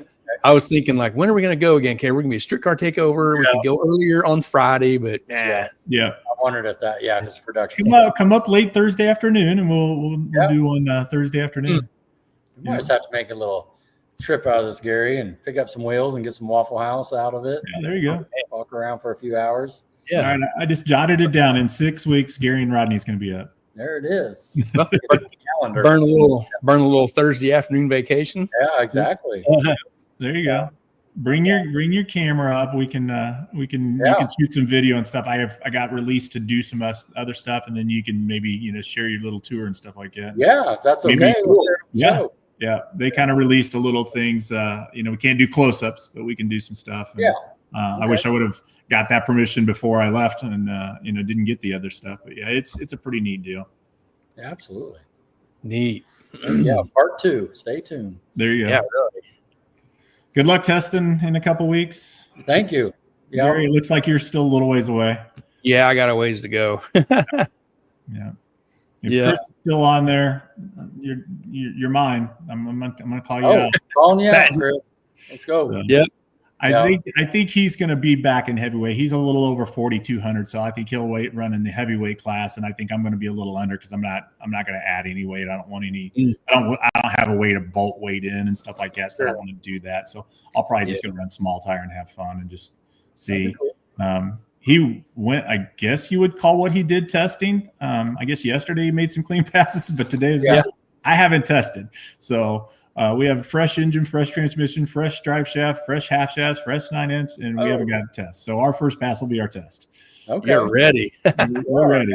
Talk about it. Nice. We went from 18 pounds to 25 pounds or 23 pounds. So what it is. Yeah. But more boost. Appreciate you guys having me on and everything. It's been thanks for coming on. You did a great job. Really, Tim, we appreciate your time. All right. Yep. Well done. All right. You guys have a great night. Thank you, sir. Thanks, Tim. We'll talk to you soon. All right. Bye. Bye. Oh, that was awesome, man. Good stuff. Awesome, man. Good stuff. Cool info. Yeah. Man, 15% off. That is awesome. Doug Perry. Yeah, Doug Perry says, great show, guys. Great job, Tim. Yep. Heck yeah. That's good stuff. It's a giant discount. Got you thinking. Huh? Man alive. I'm just going to take another notes here. 15 by 13. And so you got a 6-inch backspace, Gary. I have to look at that. I think that's about where I'm at. Yeah. I was thinking about that with the tires, and I get what he's saying with the Pro Center and everything. Of course, you lose all your brake when you see that, you know what I mean? But when you're getting to what we're doing, I guess that is a liability there. So, but yeah, that's awesome stuff. What a great guy. Meeting him at PRI and talked about coming on, and then he threw that discount on us and a tour. Come on up. I'll buy you lunch. Right. Gee, Manise. Yep. We talked about this at PRI and kind of spitballed it a like and wham, bam, here it is. We did it. No, he did a good job. Everybody knows I set out, I missed that BAMP day, and, daggone it. Sounded like a good time to race, Yeah. I mean, a shot at Jim Robertson, you know what I mean? Oh, yeah, really?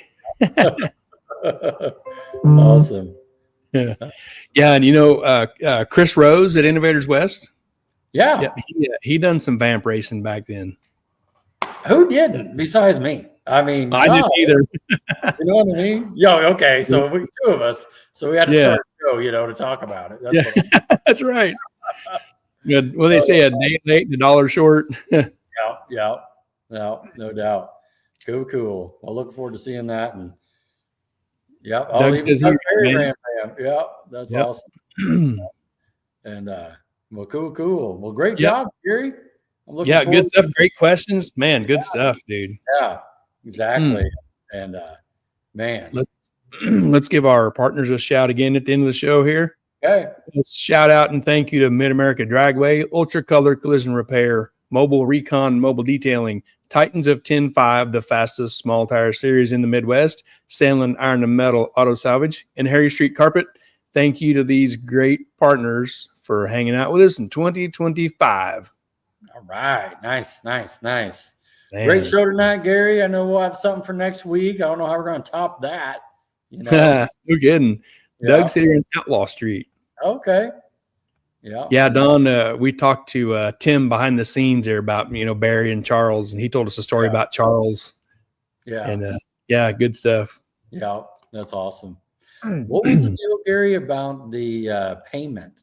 What was that about, real quick? Yeah, something about, we got talking about so much and forgot to ask Tim about that. Yeah, payment in points or something. Yeah, I thought I took a screenshot of that. Yeah. Yeah, Barry said, could you ask about a year-end payout in dollar bills because pennies were too heavy? So there's some backstory to that. And there's got to be some shenanigans. I like Tim's comment right there too. 125 racers at each event. Yeah, man, that's a lot. That's cool.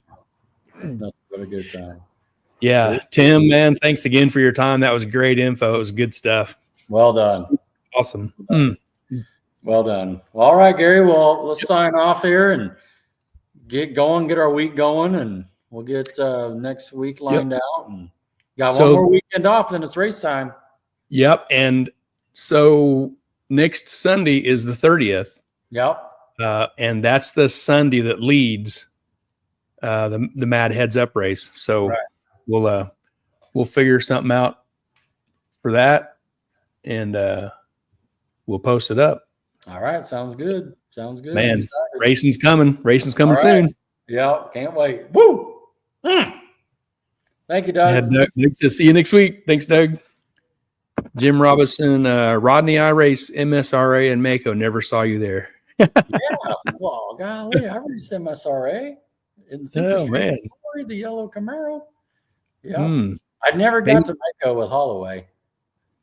Right. But yeah, good times. That's some good times back then, man, for real. Yeah. Cool. We ready to bust on it? Let's do it. I can't believe I've been 2 hours and 40 minutes without running out the back door. You've done a great job, man. I'm telling you what. Just drinking water. I don't know. That's it. That's the trick. Man, when I drink Crown and Coke, I'm allowed an hour, and I got to go. Right through you. You got to get your bottle out. I got to find the deal here. All right. Okay, you ready to bust it out? Let's do it. Nice. Boom. Good job, Gary. Awesome. Good job, Rod. Fun time with Tim. Yes. Good job. All right, everybody. We'll see you next week. All right. And the weather's going to be awesome this week. It's going to be like 70s or something. It's going to be so good. Hopefully the wind is calmed down a little bit. So got some good weather coming. All right. All right, buddy. Okay. See you, Rod. Good show.